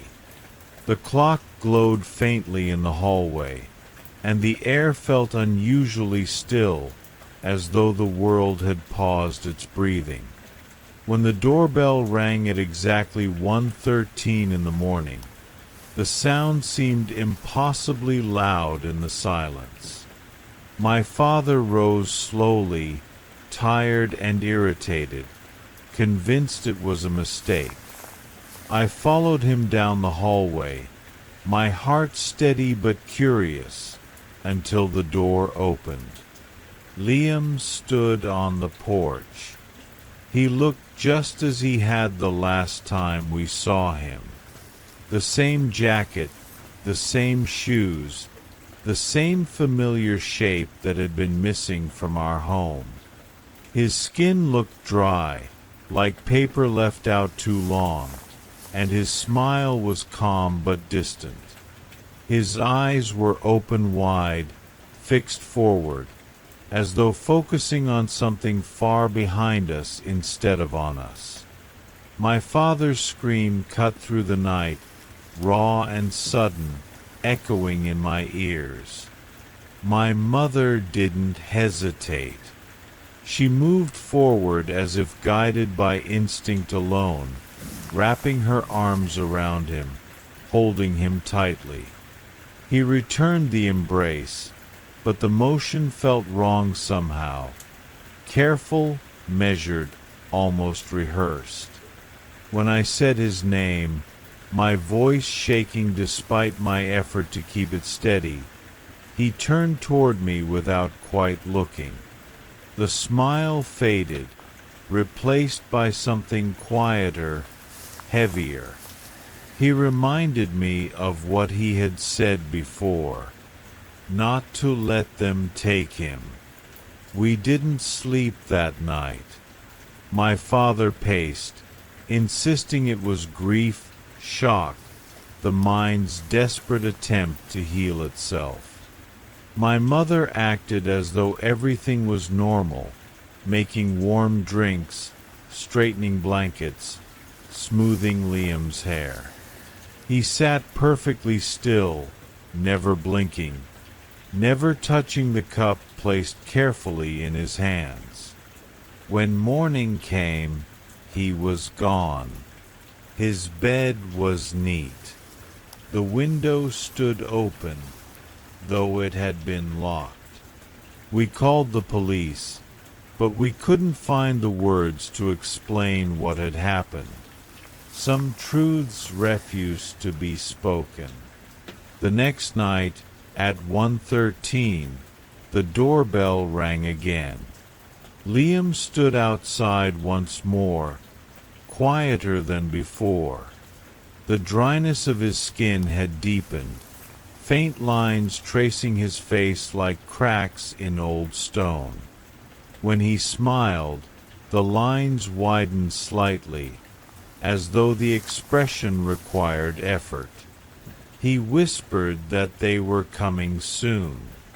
My father tried to close the door, but Liam placed his hand against it, stopping it gently, without force. My mother screamed, and Liam tilted his head in a slow, careful motion that made my stomach tighten. He didn't seem upset, only concerned. He told us they were searching for him, and for us. We didn't let him inside that time. The door was locked, the lights left on, and we listened as faint sounds brushed against the house. Soft movements, patient and rhythmic, lasting exactly 11 minutes before fading away. In the morning, we found footprints in the yard. Small ones. Many of them. They led from the trees to our door, then back again, as though whatever made them had been pacing, waiting. Tonight, my father wants to leave. He says the house isn't safe anymore. My mother refuses. She sits quietly in the living room, convinced that if Liam returns and we aren't here, he'll be afraid. I'm in my bedroom now, sitting on the floor, watching the clock inch closer to another unanswered moment. It's 12:59. Outside, there are soft sounds, light steps moving around the house, gentle taps against the glass, something brushing the walls as it passes. There are many of them, though I can't see a single one. And through it all, one voice carries clearly, calm and familiar, asking to be let in, saying they know we can hear. The clock changes. 1:13. The doorbell rings again. Slow, patient, endless. And somewhere between the sound and the silence that follows, this story settles gently into the dark, making room for the next one to begin. There are places you pass through where the air feels heavier than it should, where time seems to stretch and hold its breath. The Atchafalaya Basin Bridge is one of those places. Each time I approach it, I feel a quiet tightening in my chest, as though the road itself is asking me to slow down and listen. It's a long stretch of concrete suspended over dark water, and once you're on it, there's nowhere else to go. Truck drivers talk about that bridge the way sailors once spoke of distant seas.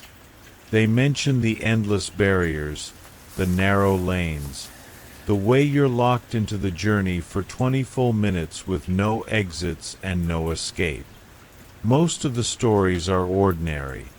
Traffic crawling to a halt, engines idling for hours, nerves tested by nothing more than patience.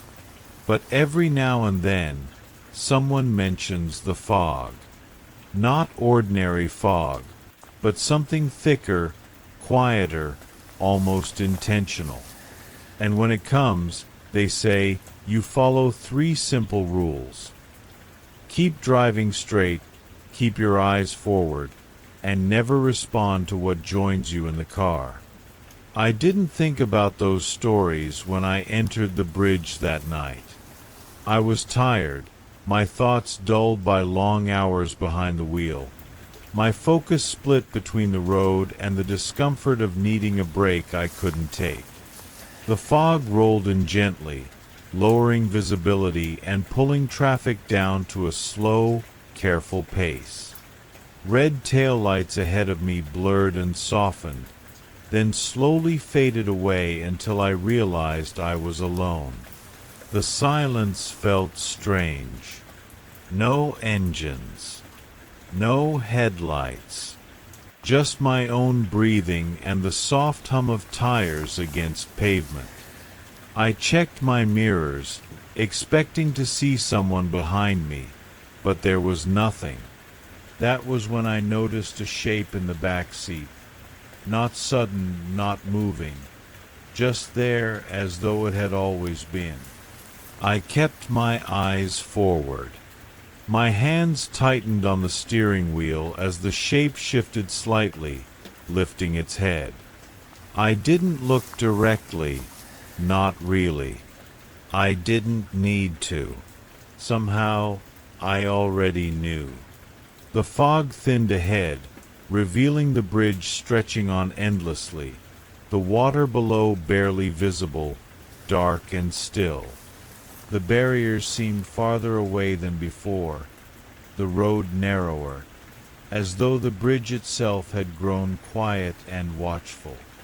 Then a voice spoke from behind me, soft, familiar, carrying the warmth of memory. It was my mother's voice. She said my name the way she always had, gently, as if waking me from a dream. She spoke of waiting, of watching through a window, of knitting to pass the time. Each word settled into me with a calm ache, pulling memories forward I hadn't touched in years. I remembered the nursing home, the repeating conversations, the way her mind drifted even while her love stayed steady. I remembered promising to visit more often. And I remembered not always keeping that promise. I focused on the road, counting minutes in my head. The bridge would end soon. I just had to keep driving. Behind me, the soft rhythm of knitting filled the car, needles clicking together in a pattern I knew by heart. She talked about scarves, about wanting to keep me warm, about things she feared she had forgotten but somehow remembered anyway. Each sentence felt carefully chosen, woven together with pieces of my life only she could know. I felt tears gather, but I didn't turn around. I watched the water below slowly fill with distant lights, reflections of vehicles that seemed too still, too quiet. I corrected my steering again and again, keeping the car centered, steady, moving forward. Her voice grew softer, tinged with worry. She asked if she had done something wrong. She asked why I hadn't come more often. She asked me to look at her, just once. I bit down on the urge to answer.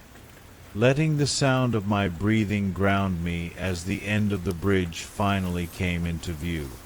Just before the pavement changed beneath my tires, I felt arms wrapped gently around me from behind. The touch was light, familiar, comforting, not frightening, not cold, just present. She told me she loved me, that she understood, that she always had. The moment the car left the bridge, the fog lifted. Headlights appeared ahead, traffic flowing normally once more. I glanced into the back seat, my heart quietly hoping for one last glimpse. There was no one there. Only a neatly folded scarf rested on the seat, warm to the touch, the stitches careful and precise. Along the edge, simple words were woven into the fabric, a message I didn't need to read twice. I drove on, the road stretching calmly ahead, the night settling back into its gentle rhythm. And as the bridge faded behind me, the memory lingered, soft as fog, patient as love, waiting quietly as the next story begins. Some stories don't frighten you with shadows or sounds. They frighten you with silence, with water that rises slowly, with choices made in the calmest, most final moments. I remember first learning about it on a quiet day, when the world felt still enough to absorb something heavy. The name lingered longer than the details at first, like a distant echo carried across water. The Sewol Ferry, a vessel meant to move gently across the sea, carrying laughter, backpacks, unfinished conversations, and plans for the future. It was a routine journey. Early morning light resting softly on the surface of the ocean. The kind of trip where nothing feels urgent yet. Inside the ferry, students settled into small clusters, chatting quietly, some leaning against windows, some scrolling through their phones, some already half asleep. Teachers moved calmly among them, counting heads, reminding them to stay together. It felt safe, predictable, ordinary. And that is often how these stories begin. When the ferry began to tilt, it wasn't dramatic at first. Just a subtle shift, a slow disagreement between gravity and expectation. Drinks slid slightly across tables. Footing felt uncertain, like the ground itself was thinking about changing its mind. Confusion replaced routine, but fear hadn't arrived yet. Then came the instruction. A calm voice, official, reassuring. Passengers were told to remain where they were, to stay put, to trust that everything was under control. And many did, because that is what we are taught, to listen, to wait, to believe that someone else knows what to do. Time moved strangely after that. Not fast, not slow, just uneven. Water crept where it didn't belong. Hallways grew quieter. Messages were sent. Hands were held. The ferry leaned further, as if resting into the sea rather than fighting it. Somewhere inside, a teacher made a decision. Not a loud one, not a dramatic one, just a steady, human choice. Faced with rising water and limited time, they stayed. They moved through a space filled with children who trusted them completely. Life jackets were passed along, one after another, until there were none left to give. There is something quietly overwhelming about imagining that moment.